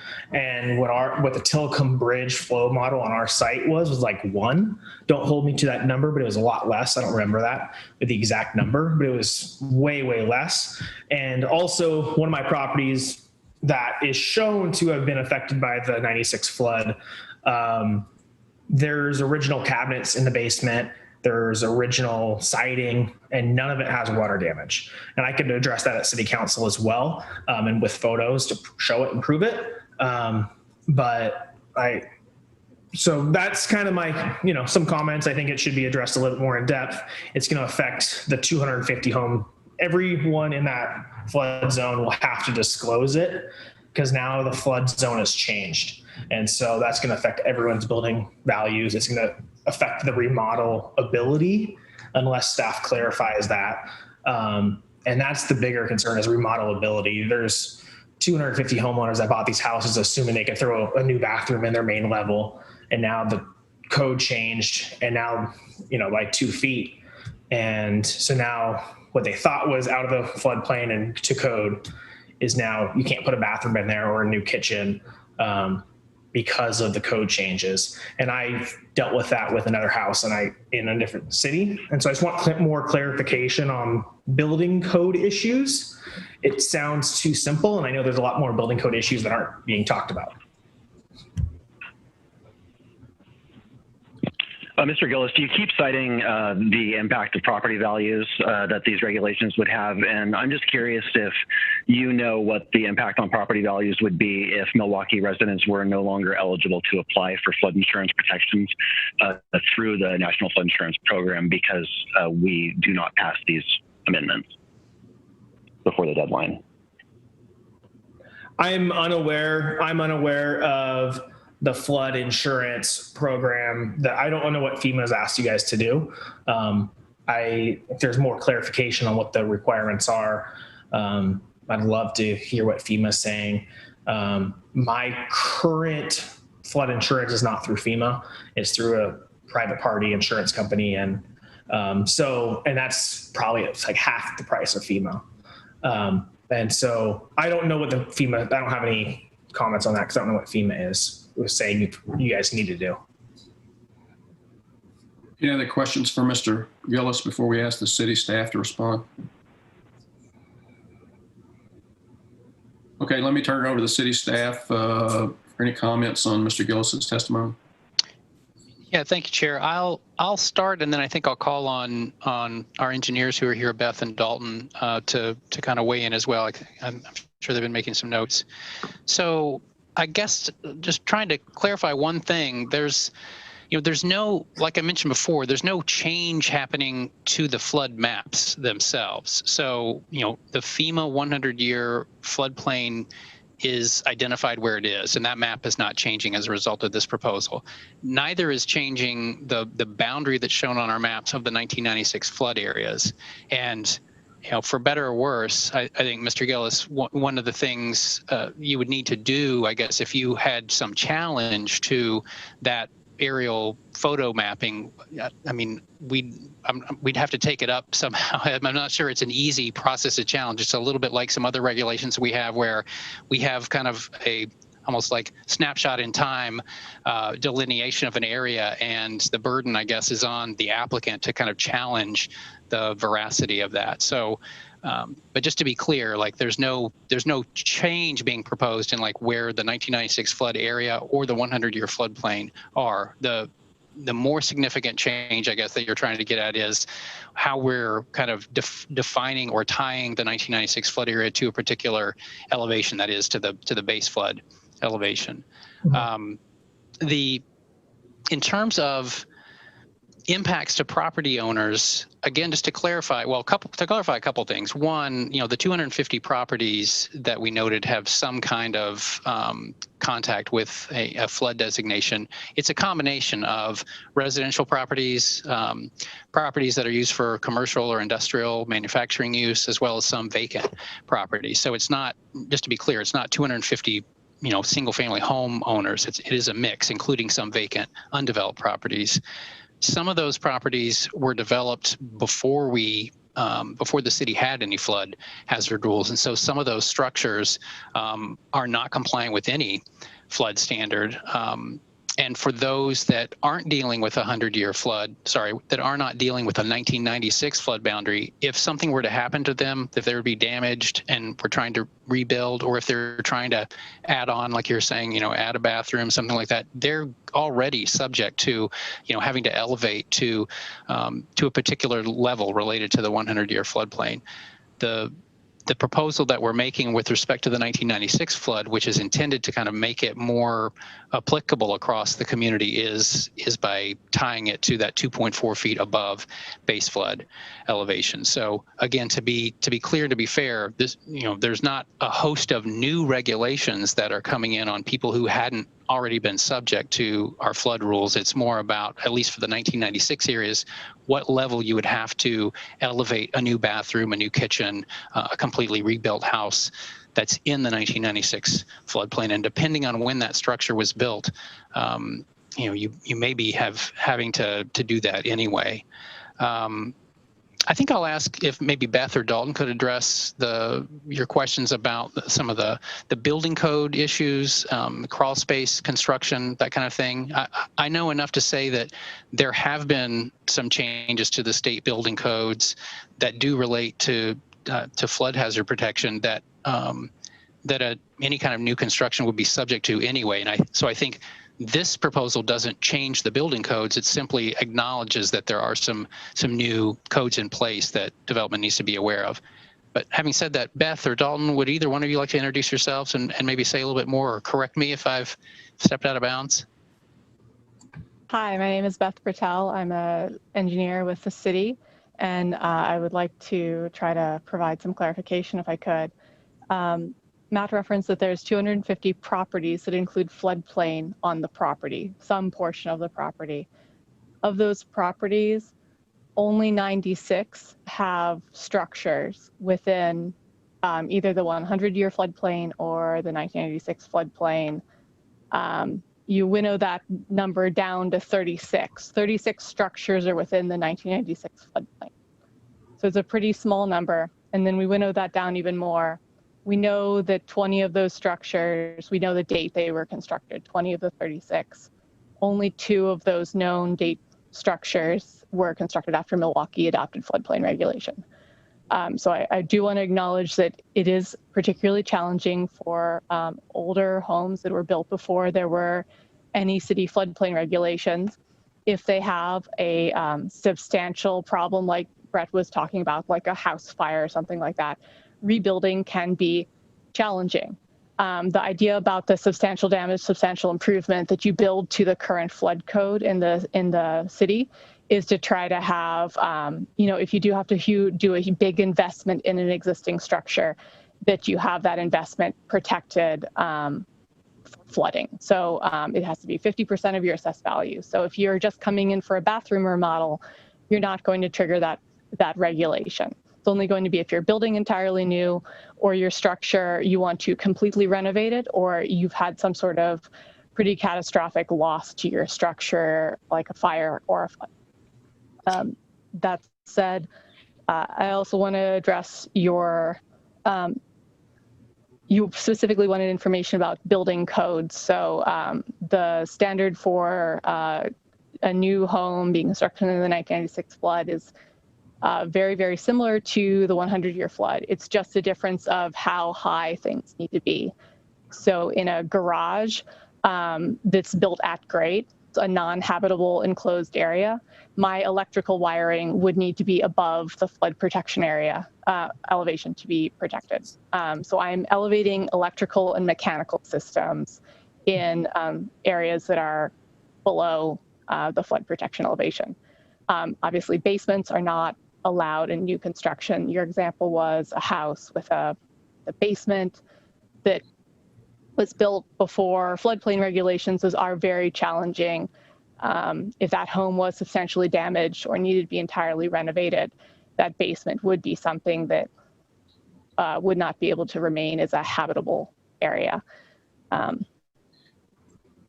I just want to touch on a few other things, and please, if you want to chime in with additional questions, let me know. I'm not sure if that's the proper format.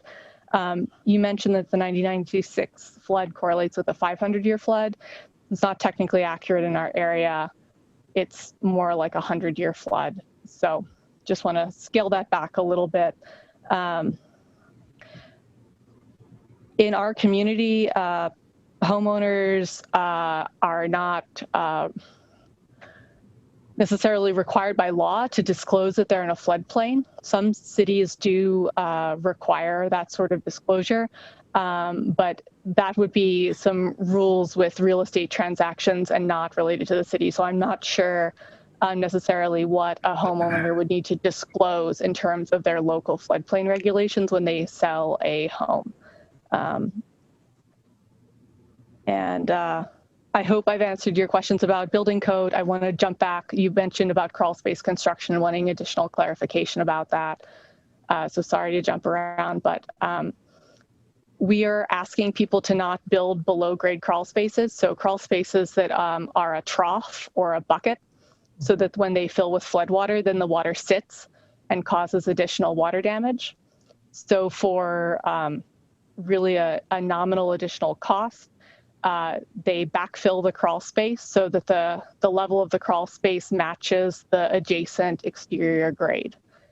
So it can be done by only digging out the stem wall, or it can be accomplished by just backfilling the crawl space prior to putting in the framing It's a really minor change, but it is one that FEMA recommends to prevent water damage, long-term damage if the house is flooded.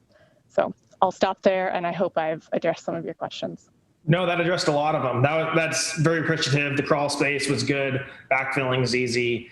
And the substantial improvement comment was perfect because that I'm not worried about that. I've just dealt with it in another city where I didn't do substantial improvements and I couldn't add a bathroom. I was spending 10 grand on it was probably appraised structural value for like 200 and I was spending 10 grand. They said no.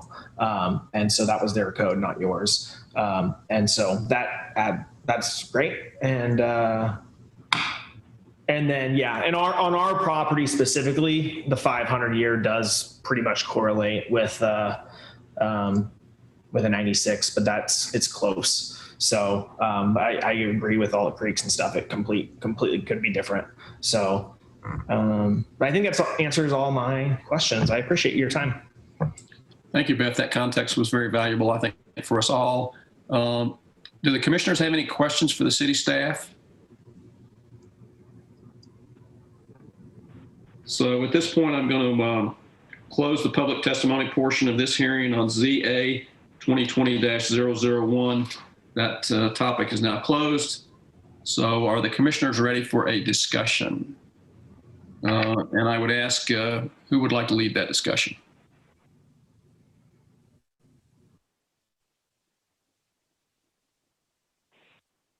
I'll jump in. Rich? We talked about all of this pretty much at length at our work session, pretty recently. And, we obviously would be very excited to be implementing a lot of our new comprehensive plan policies. But I think that, ultimately, what Brett said, the amount of time that is involved to, do the outreach, to look at implementing those new policies, in the process, circumventing the comp plan implementation committee, process is not something we want to pursue. And it certainly wouldn't get us done with this by the deadline for compliance so that we can continue to be an NFIP community. So I think this is, certainly with the, the addition of no critical facilities. I think that's great. I think it's a kind of a as happy a medium as I think we'll be able to get in terms of implementing our new policies. And so I applaud that and appreciate staff's effort getting that in there. This is what we need to do to make sure that our residents who have properties in the floodplain are eligible to qualify for this kind of protection. I'm ready to approve this. Any other comments from the commissioners? Sorry. Did you have something? Yeah, I just wanted to thank, is it Mr. Gillis? I can't pronounce his last name. I just wanted to thank him for his comments and questions, and then for the city response and the responses that we got, because I found that really insightful. Yeah, it was valuable. Yeah, I agree. Chairman, I think I agree with a lot of what was said. I would maybe encourage a friendly amendment to the language to define the term elevation certificate. Elevation certificate is used in the code, and it isn't defined. Having previously done work on flood issues, elevation certificates are like a key tool for a lot of the building development. So I think just making sure that we get it defined in there would be valuable. I would like, as part of a broader policy conversation, to talk about how we might better inform the community, especially people that are buying properties, when they're buying property in the floodplain. And that was just kind of brought up. Also, having worked on that, that's more of a state issue. We've taken a run at that. I think there's probably some things we could do as a local community, such as maintaining our own list on a website of all the floodplain properties, or posting all of our flood elevation certificates on GIS or other types of things. Because currently the property seller's disclosure form, when you're transacting a piece of property, it says, is it in a floodplain? And the seller has three options. The option is yes, no, I don't know. And many people select, I don't know, I don't know, I don't know, I don't know, I don't know. And so if a buyer isn't necessarily doing their due diligence, I think there's some challenges there. So I'd love to think as part of a broader policy conversation, what we might be able to do as a community to improve that. But I think as Commissioner Edge and staff have kind of indicated, we need to continue to move with haste. So I've heard proposals for, I think, 2 modifications to the approval. Do you think you have enough there, Brett? I can open it up for discussion, but I don't anticipate any much discussion against those. Those seem reasonable. I mean, do the commissioners have any objections to those 2 proposals? Can I clarify real quickly? I heard one proposal for right now, and that is to establish a definition of elevation certificate, and then one proposal for the future policy discussion, which is how do we improve disclosure methods? That's correct. Okay, so just one change for now is what the commission is suggesting. So are you okay with Commissioner Sherman with your proposal being really something that gets rolled into the broader code implementation in the coming years? Is that what we're talking about? Yes, I'm fine with that. Thank you for asking. As maybe as long as staff can continue to carry some of that water and communicate that to council, and putting that on the broader agenda makes sense. Yeah. No pun intended. Carry that water. Yeah. Okay. So I'll entertain a motion at this point based upon the modified proposal. I'll move that we approve application ZA-2020-002, referred to City Council for approval with the amended definition recommended by Commissioner Sherman to include a definition of elevation certificate. Do I have a second? I second.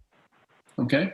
All in favor, please say aye. Let me have a hand just so I kind of know where we are. Okay. All the commissioners were in agreement on that. Thank you for that discussion, Brett. Thanks to all of you. Thank you for your attention to it and your questions. Appreciate it. Yeah, this decision of recommendation to the City Council, which will make the final decision after a public hearing. The next item is a work session item, which is regarding the comprehensive plan implementation code concept project update and the Planning Commission bylaws. So the city staff has some presentations on items 6.1 and 6.2. Take on first. Thank you, Chair Massey. Here to give you a continued update on what we're doing with the comprehensive plan, the implementation efforts, and the work of the CPIC. So I have a brief presentation that talks about the materials that were in your packet. Hold on. Okay. I'm gonna share my screen real quick. Okay. Oh, here it is. Okay. All right.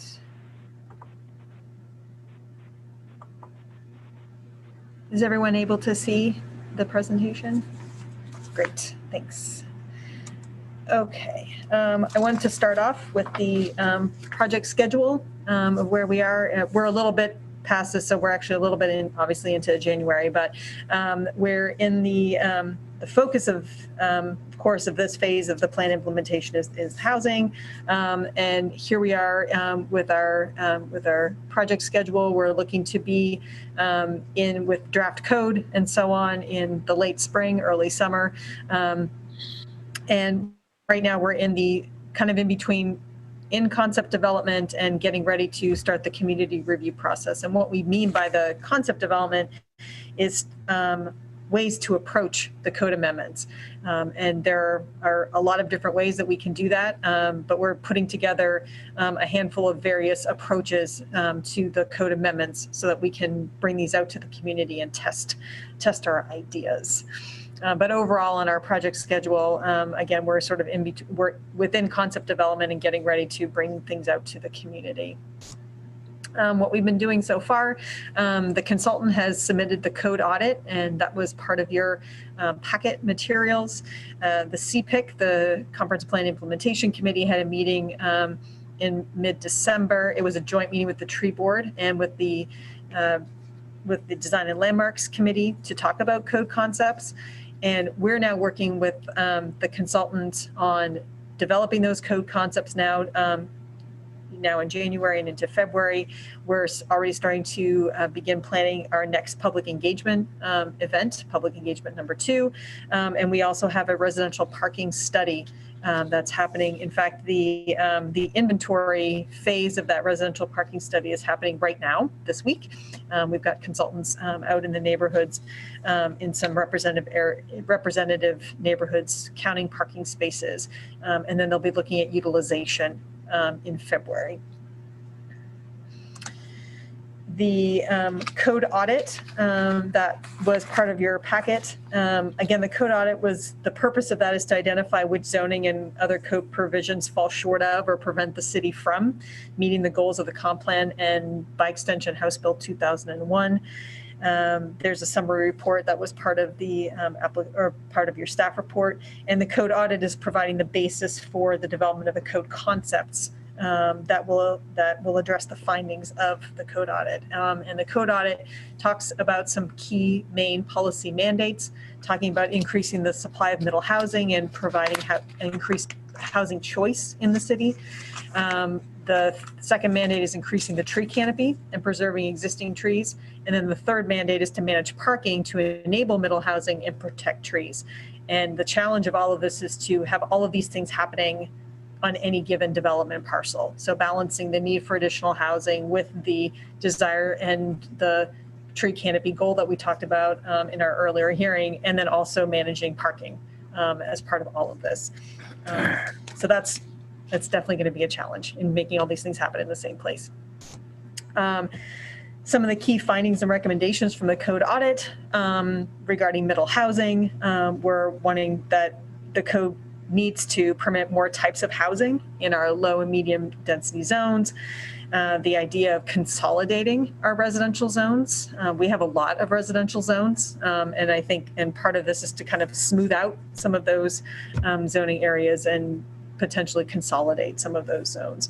Of course, we need to remove code and procedural barriers and prohibit requirements for what we can't do is have requirements for middle housing that are more restricted than for single detached dwellings. House Bill 2001 prohibits us from doing that. So we're going to need to align our standards and requirements across the various housing types.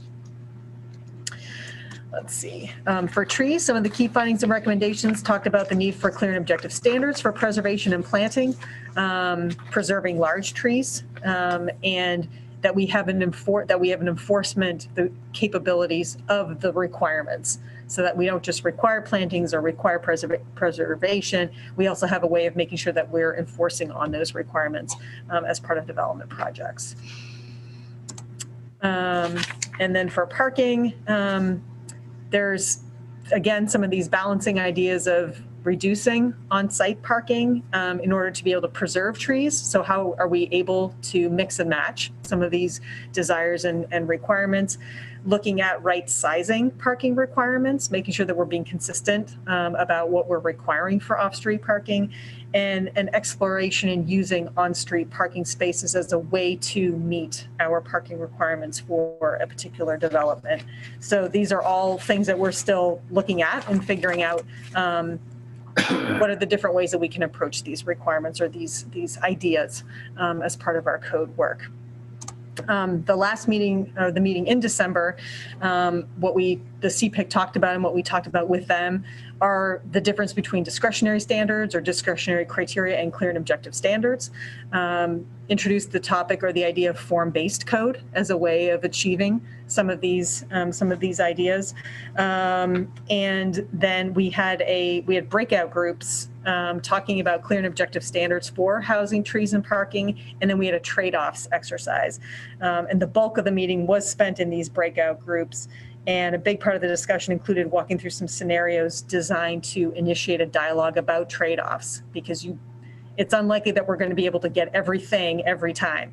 So trying to balance out, figuring out how to maneuver around some of these competing interests or competing goals on a particular development site. And I just wanted to illustrate, it was in the staff report, this image about the trade-offs exercise. And so this idea of having, how to balance all of these ideas, housing versus parking, trees versus solar access, and street design versus pedestrian improvements, and all of these ideas all kind of happening all on a particular development site. And so the idea of the trade-offs exercise was looking at an existing single dwelling on a lot with a mature tree, and there's parking on the site. So that's sort of the image on the left, and then kind of working through these different ways that we could add a second dwelling unit. That's the idea on this site. So we can add the second dwelling unit to the back of the existing house, and now we can have additional parking accommodated on the street, and the mature tree stays. Or we add a second unit, additional parking has to be accommodated on the site. That means the mature tree's in the way of the parking that's required. So maybe we plant more smaller trees. So there's, different ways of achieving this. Maybe we add the second unit on top, so we go taller, so we can accommodate the on-site parking, and we get to save the tree. So there's, it's a simple exercise, it's simplified, but it's the idea of there are a lot of different approaches or ways that we can get to the same place. It just depends on where are our priorities on a site. So the exercise was, a way of having the CPIC members in their breakout groups kind of talk about the different ways to look at this development challenge, and the very simplified kinds of challenges or things that are sort of in the way as you're trying to achieve these ideas, and how these different things affect site planning in a particular exercise. So we had some of the summaries of some of the ideas, and the kind of comments that came from the various CPIC breakout groups was all part of the staff report. So you could see, as we were reporting out, all of the different things that CPIC members were talking about, and the ways to think about these things. And different groups had different ideas, and some groups said, well, we should just not require parking then, and that would solve our problems. But it doesn't, because it doesn't solve the parking problem, right? So it was an interesting dialogue, and we'll continue having this discussion with CPIC over the next couple of meetings as we refine these discussion ideas and these and the way to bring these concept ideas of how to look at this citywide or in our zoning code, and then bringing this back out to the public. And the way that we're thinking about bringing this back out to the public is to have both an online presence, or sort of an online open house, but also have smaller meetings. We're calling them meetings in a box, where we can bring this kind of an idea, or this kind of a dialogue and trade-offs type of exercise with various standards and various ideas to smaller groups like NDAs, for example, or smaller community groups. So we can get really into the weeds with folks. And really have a robust kind of discussion about some of these ideas, as opposed to just an online survey. So we really want to have much more dialogue and engagement with folks about some of these ideas. But I just wanted to kind of familiarize you with sort of where we're progressing with our work, and what's coming up. And again, just a reminder of the timeline. Again, we're working on a way to develop these concepts to approach the various ways that we can think about these code amendments as a package or as an idea. And then we'll be bringing that out to the community later on in the later winter, again, with the whole idea of having draft amendments in the spring, and then having code language before you with public hearings in the early part of the summer. So that concludes my update. I'm happy to answer any questions that you might have, or thoughts you have about what we're doing as we move forward.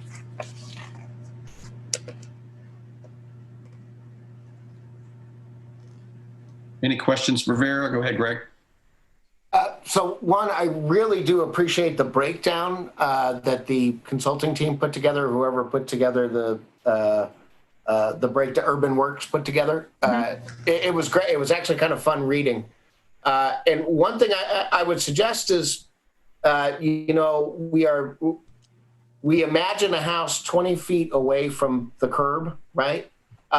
Maybe we should play with parking, moving of a house on a lot and what that looks like. And then, because if you could move it in a little bit closer, maybe you could get, parking in the back, or maybe you could, have an additional add-on to the back of that lot without destroying the tree and keeping the street parking.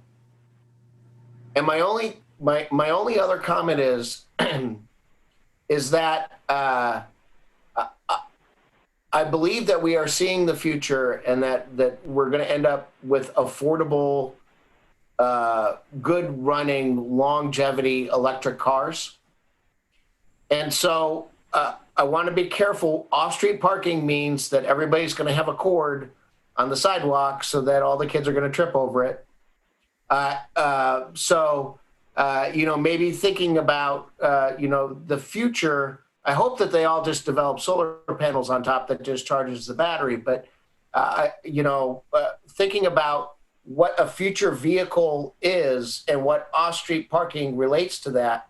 And I liked Urban Works' idea is that, you just kind of build a parking lot in the middle of a residential area where everybody just kind of parks, right? I mean, that was kind of their idea, right? Off-site parking that you could rent or lease. And that might solve your plug-in problem, and you can make it a public amenity, or you can make it a private amenity for a fee or something like that, so that people don't have to put the plugs into their house. Just that was my comment. So I really did enjoy it. I enjoyed reading it, and it'll be interesting to see how this all works out. But play with how the house sits on the lot, not just, where the parking goes and what you can do. Thank you. Any other questions for Vera?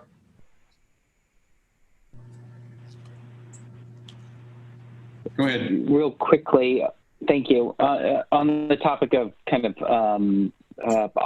on-street parking, I think one thing to just again flag for the consultant team is the issue of mailboxes, and most of our postal carriers in this city doing that via trucks that need to pull in, and just the conflicts that creates. And maybe there's creative solutions, but I think this is just a real constraint that often gets overlooked. And as somebody who gets my mailbox blocked often and doesn't get my mail because of it, it's one of those issues that's top of mind.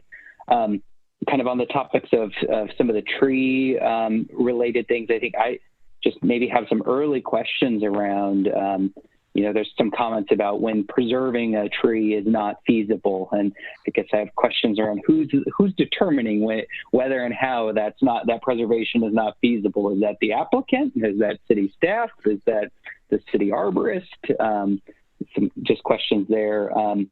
In one of maybe the scenarios, it also looked like there was a discussion between when mature trees needed to be removed, replacement schedule, replacing trees, or a fee in lieu.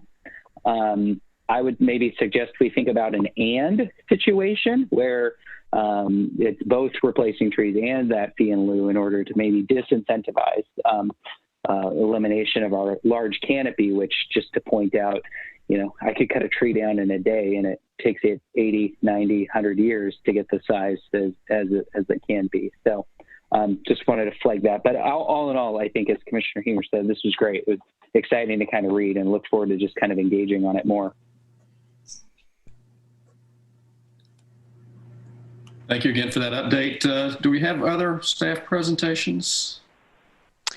I have my discussion of the code, but I didn't pull up a presentation. I just thought I would walk you all through kind of what I changed. All right. Okay, good. So do you all have, hello, nice to see you all here at 9 o'clock on Tuesday night in a pouring rain. I can just hear it pounding on the windows. Welcome to January.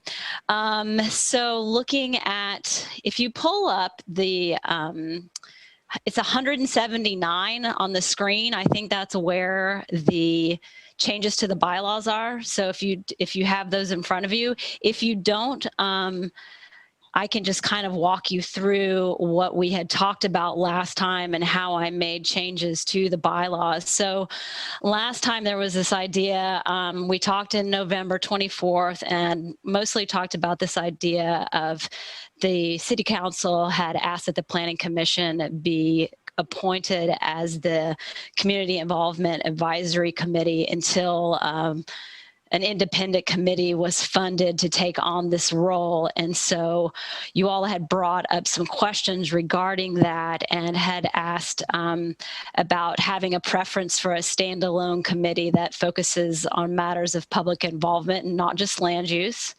You said it wasn't really clear what the role and responsibilities of the CIAC are. You had concerns about the interim status and that becoming permanent.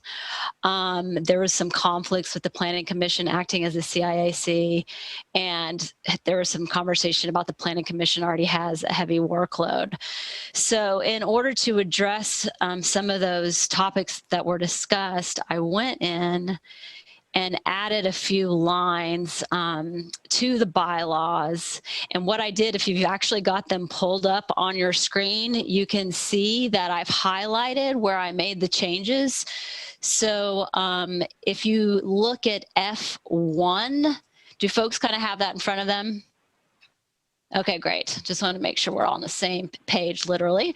I put in a sunset clause as you all had suggested, and I put that through December 31st, 2022, and added that when a separate CIAC may be formed by the city council, and that basically you all would serve in that role until 2022. And then there would have to be another decision by council as to what to do after that point in time. And that kind of addressed the time that hopefully it won't be a permanent role that you all play. And that would also give city council some more time to think about what that larger role of the CIAC would be for the larger community, taking into consideration some of the suggestions that you had said, that it really shouldn't just be about land use, it should be about community involvement across the board. And then also I changed F1A to kind of clarify what the role is and what the time commitment would be for you all serving in that role. And so I just added the language, the Planning Commission reserves the time on every agenda to meet if needed as the CIAC and holds an annual meeting each winter or spring to review the citizen involvement guidelines and program as it relates to land use. So that's the nature of the changes that I made regarding that. And then there's this secondary issue that Chair Massey wanted to address. So I guess maybe we could start with that, this thing first, and see if you all had any feedback, if I got it right, or if I didn't get it right, or if you want me to change some language before we take it to City Council. Any comments from the commissioners? Laura, I'm sorry. Go ahead, Joseph. I saw Lauren first. Thank you. I'm just curious there, Laura, how you came up with the timeline of December 31st, 2022. You know, I kind of just thought 2 years seemed like a good amount of time. I don't think that they'll have enough time within a year to kind of go through that process, but I thought that 2 years seemed reasonable, and I passed that through the city manager and asked her if she thought that that was a good time frame, and she kind of agreed with that time frame to bring it back to the council. Okay. Commissioner Edge? That addressed my question. Commissioner Hemer? You know, I don't like the Planning Commission being the CIAC, but I think this is a reasonable compromise. I would, if the commission would like to think about it, we could make the CIAC the land use chairs and the NDA leaders and the Planning Commission, if we wanted to. And then that way, when we have our annual meeting, it actually coincides, because we're really going to be talking about land use issues during that meeting and communication, right? Commissioner Lozo? I might have kind of want to build on that. Who do you see sets the agenda for this meeting, or the priorities? I think that staff would take a stab at doing that and kind of looking at what we're doing for citizen involvement for land use, and looking at the goals in the comprehensive plan, and also looking at goal 1, course goal 1 with the state, which should be reflecting that in the comprehensive plan. So kind of doing, and what we could do is we could do a draft agenda and then bring it to you all possibly to kind of take a look at it and see what you think about that agenda and whether or not we got it right, or if there's anything that you would want to add to it. So it's really kind of, are we getting it right? Are we doing enough based on our own goals and policies around involvement? Yep. Sorry. And then just in terms of the meeting timing, it feels like it should be, are you trying to do like biannually? So that, are you trying to do like a winter, summer, or a spring, fall? It seems strange to have a winter or spring. Are you trying to suggest that there could be a meeting twice a year? Or are we just trying to keep it to once a year and you're just saying, please, you want it to land within? I think what I was just trying to do is there was some conversation about whether or not one meeting was enough. So I opened it up and said, well, we have the opportunity to have 1 or 2 meetings based on what we feel like we need to talk about, or based on what citizens want to talk about with us. But it was kind of giving the opportunity for a second meeting if we need one, but not necessarily having a second meeting if we didn't feel like we needed one. And that was what I think I heard you all saying last time we met. Yeah, I like have some conflict about us being the CIAC in the first place, but I do feel like a biannual meeting time is probably more appropriate to like truly start addressing some of these issues. It seems like once annually is not nearly enough, especially to kind of keep momentum and keep checking in on any of the discussion. So I would suggest that we revise it to a meeting to occur twice a year. And I would suggest it's something that's more like winter and summer, or spring and fall, but separated by generally 6 months. Well, correct me if I'm wrong. As I remember the discussion was that we felt like we needed to meet at least once. And I think that there were, some concerns about time commitments, diversion of our attention and that kind of thing. And, we said we needed to meet, obviously at least once and as needed. That may be 2-3 meetings. Who knows? I'm not sure. But I understand exactly what you're saying, Lauren. I mean, there's value in forcing functions of saying, yeah, we're going to meet twice to maintain momentum. So I can see both points of view, but I think I've summarized what I thought was the discussion among the commissioners. So I'll shut up and let the other commissioners talk again.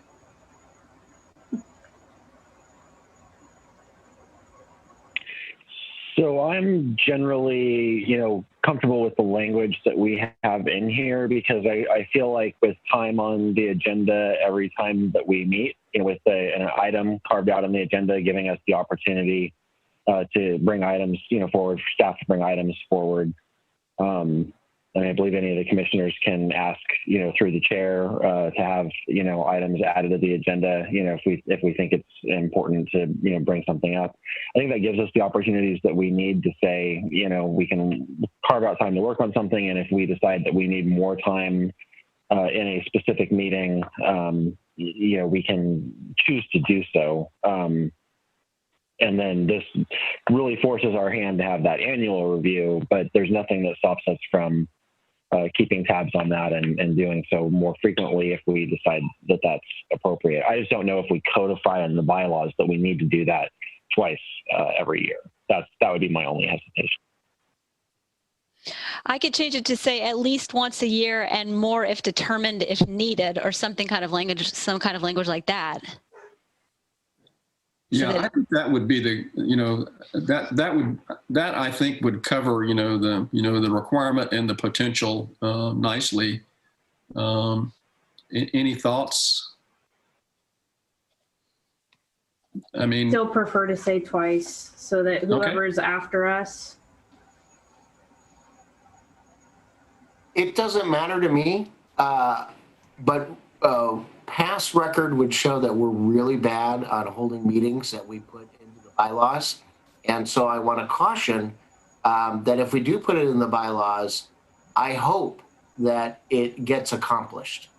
Because we write these bylaws for a reason, and we should be following them. So I will leave it up to you guys to discuss. I don't care if it's twice or if it's once, and then we determine if more is later, but I'll let you guys discuss that. I just want to make sure that we hold our feet to the fire on whatever we decide in our bylaws.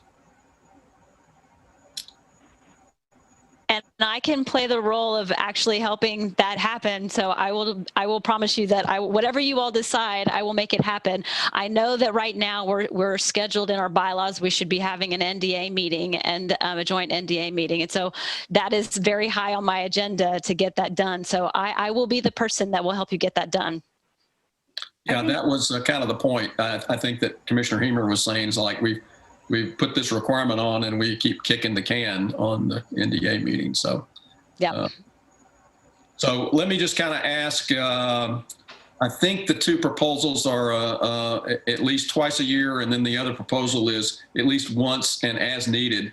So just give me, that finger if you're for one and as needed, or this if you're for two, just so I kind of can know how we're set it up here. Okay, so Greg, what are you voting on there? Okay, so I think I've got a sense of where the commissioners stand on this, and it seems like the one and as needed, I think, option is the preferred by the majority of the commissioners, based upon the sign language that I interpreted there. Okay, so I will make that change before we take it to the city council. And then the other thing, if we're ready to move on from that little section. Yep. Okay. So the other thing was that Chair Massey had made the request that he not be the final signer on the meeting minute notes, which is completely fine. So we changed the language so that he's not the final signer. Obviously, you all would approve them, and then staff would sign them. And so we just made that if everybody's good with that. Okay, great. So then we will be discussing this, and also keep in mind that we're going to talk about this with, City Council on February 16th. I hope you all can be there. So any thoughts that you have on the CIAC, it's an opportunity to discuss it with them at the time. So, all right, great. Thank you. Thank you. Yep. Yes, Commissioner Sherman. I was just curious if there'd been any other discussion about hybrid formats and what being present as a commissioner means, just as we think about a world where maybe we at some point see one another in person sometime on December 452nd.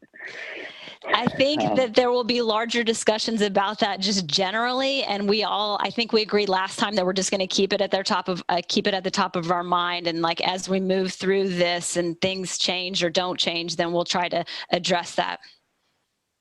And why we think about that, I'm sorry, and why we think about that, let's think about, the new city hall and those changes that need to be made. Mm-hmm. Because if we decide, hey, you know what, well, we'll do like a hybrid Zoom kind of thing, we should set up that city hall so that it is set up that way so that it works, right?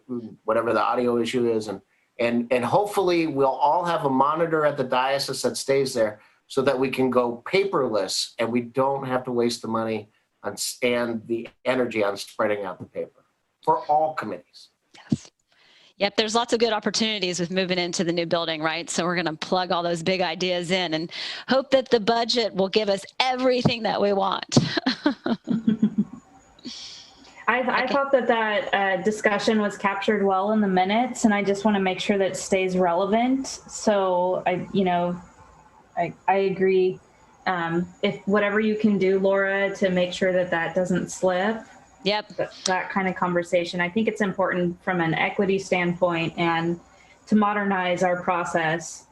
Really important to make sure that we can continue this virtual opportunity for anyone and everyone on into the future. Yep, I think it's a great conversation to continue having. It opens up a lot of possibilities for people, which is what we want, right? More participation. So we're good with the bylaws at this point, Laura? Yes, sir. All right, thank you. Do the commissioners or staff have any updates they'd like to share with the larger body here? Yes, Commissioner Emer.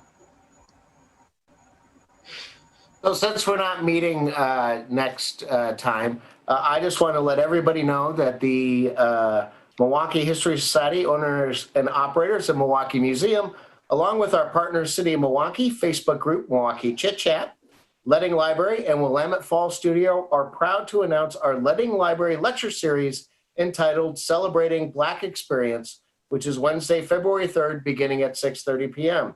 The virtual program features social justice leader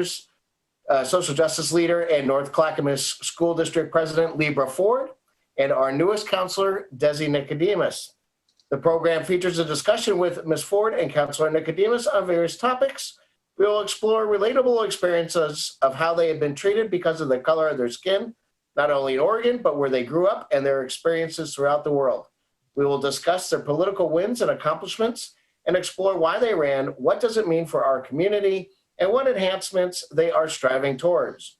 We will examine what it means to bring together communities and creating unity by seeking their advice on why it's important to be involved and advise to accomplish goals inside our community. How do you get to be able to join in? If you want to be able to be part of a question session, log into the Zoom, look at the city website. The Zoom will be there on the city calendar. You can also watch live on Comcast Channel 30, the Ledding Library YouTube page, or live streamed on the Facebook group Milwaukie Chit Chat. So if you have any questions, check the city website, and we hope to see you all there. Thank you for that PSA, Greg. Do we have any bylaws against advertising, shameless advertising? None. None. We might consider something. I want to acknowledge the upcoming holiday here with Martin Luther King Jr. Day on Monday and suggest everybody take some time for some service or acknowledging a neighbor or extending a hand. If you must work, at least take a little time to educate yourself about the history of the holiday, and happy MLK Day to all of you. Thank you for that reminder. Any other updates the commissioners would like to share? Okay, so do the commissioners have any other items for discussion that they would like to bring up at this time? Okay, well, I have one. It's typically what we do is we choose a new chair at the beginning of the year, and so I asked people to give that some thought when we last met, and hopefully there is a urge by one of the commissioners to assume the chair position this year. So who would like to step up? So let me explain this, Chair Massey, for our newer members. Yes. About 3 or 4 years ago, I had made the statement as I was chair that I think that it's important that each and every one of us on this commission gets a chance to serve as chair so that we all kind of understand how to walk in these shoes. It isn't that big of a task. There's a lot of reading. You do get a little bit more one-on-one time with the planning director. And so it's a great opportunity for everybody. And I think the way that we normally did this is that we asked the vice chair if they would like to step up to do the chair, and then we kind of go by longevity. So I believe it would be Commissioner Edge is turn. He declined it last time. So I just wanted to give some background to our newer members so that it didn't seem like that you were stepping down or you were leaving us, or we can vote Chair Massey back in. I mean, it really doesn't matter. But that was the context of it all. Okay. So I'll take your recommendations and ask the vice chair if she would like to step into the chair role. That's interesting. Chair Macy, I think that you do such a great job. I would recommend you continue for another year. Is that reasonable? Well, we're going to give Commissioner Edge a chance to step up as well.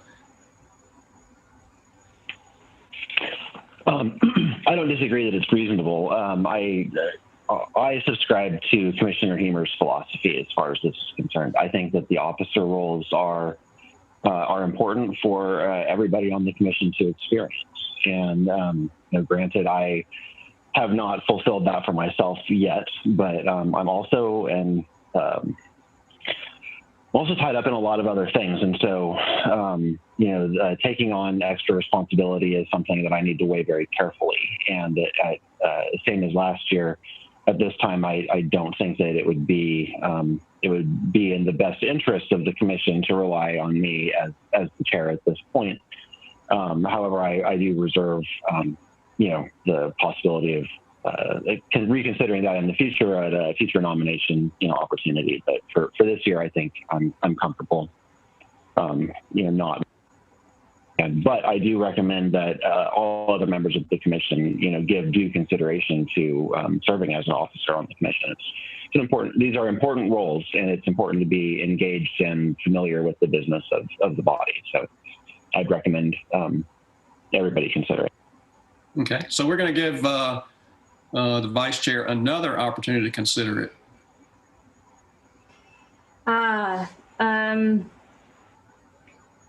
I appreciate that. I'm reluctant to take it because of my own commitments beyond this, and so I would pass to anybody who has or is eager to take on the role at this time. Okay, well, we're looking for someone willing to step into the chair role. So I think next on the seniority list would be Commissioner Earp. Is that correct? Sorry, yes, that's correct. I'm probably next on the list. However, my commitment is overloaded at the present time. So I'll throw it back to you. Okay. At this point, Chair Massey, if I may interject one last time, if Vice Chair Loosevelt reconsidered and chose to make herself available as the chair this time, I would reconsider and make myself available to be her vice chair, and then I would be happy to, we could back each other up. I'm confident and make sure that there's full coverage on officer, duties. I think you're getting an offer that's going to be hard to refuse, Commissioner Loosevelt. He's done that before, I think. I think that's reasonable. I would accept. Thank you. You're welcome. So are there any objections to Commissioner Loosevelt assuming the chair and Commissioner Edge assuming the vice chair for 2021? This is sort of an informal discussion rather than a vote or anything like that. But Greg? So I think we're there. Congratulations.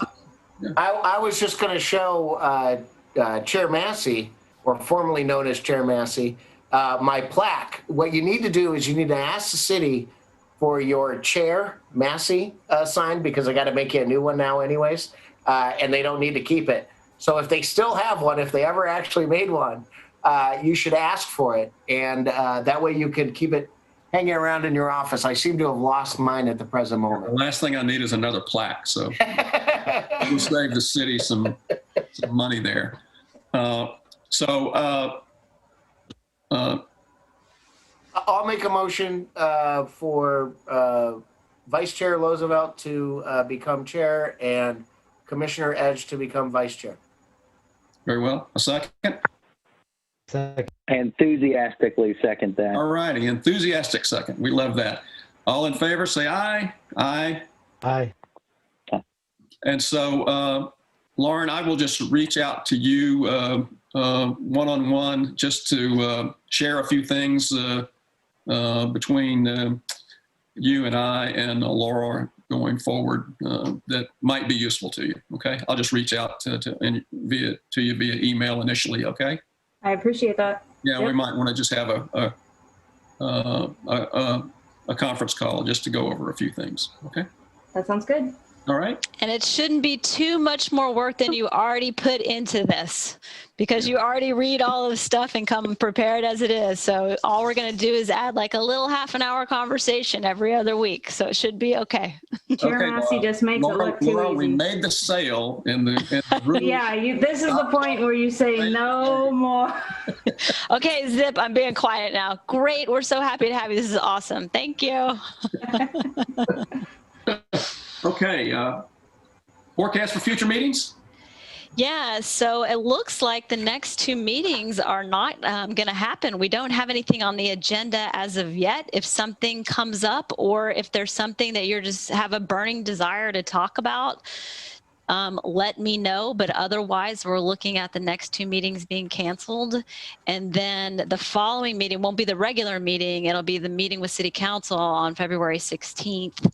And then I do know, even though it's not on the forecaster, that Vera's got the Hillside development coming in for a preliminary PD on February 23rd. So that's a pretty big one. So that'll be a good meeting. Would you refresh us on the joint meeting again with the City Council? The joint meeting is to go over the annual, the work plan that I showed you all a while ago, a couple of months ago, Right. and get them up to speed. And so if there's any questions or if there's any dialogue that you all want to have, and then go through the bylaws with them so that they're up to speed with the changes. So it's just an annual meeting that is usually scheduled to talk about the work plan and the bylaws, if necessary. Do we have a date for that? Yeah, it's February 16th. Okay. And I believe, but I will confirm, I'm pretty sure we're on the work session portion of the agenda right now. That could change, but right now we're on the earlier part. So it'll be earlier in the afternoon. If that proves to be an issue for anybody, let me know. What I'll do is I'll send out the time tomorrow that it's scheduled for now. And then if that does not work as it's currently scheduled, let me know, and I'll have to ask if they can shift some things around. Okay, very good. Okay. Okay, this was a very good meeting. It was a lot to cover, and we had some divergent views that we worked through. So, yeah, we wish all of our public gatherings were like this. I really appreciate your thoughtfulness and willing to work through these things. So yeah, this was a good one, really good. Yeah. So I'll entertain a motion to adjourn. Motion, we adjourn. We have a motion. Thank you. Second. I'll second that. And we have a And second. then on the discussion portion, I want to say congratulations to our newly elected Chair Roosevelt, and I also want to thank outgoing Chair Macy for his service. Yeah, my pleasure. Yeah. We'll see everyone in about a month or so. Yeah. All right, great. Thanks, everybody. Good night, everyone. Bye.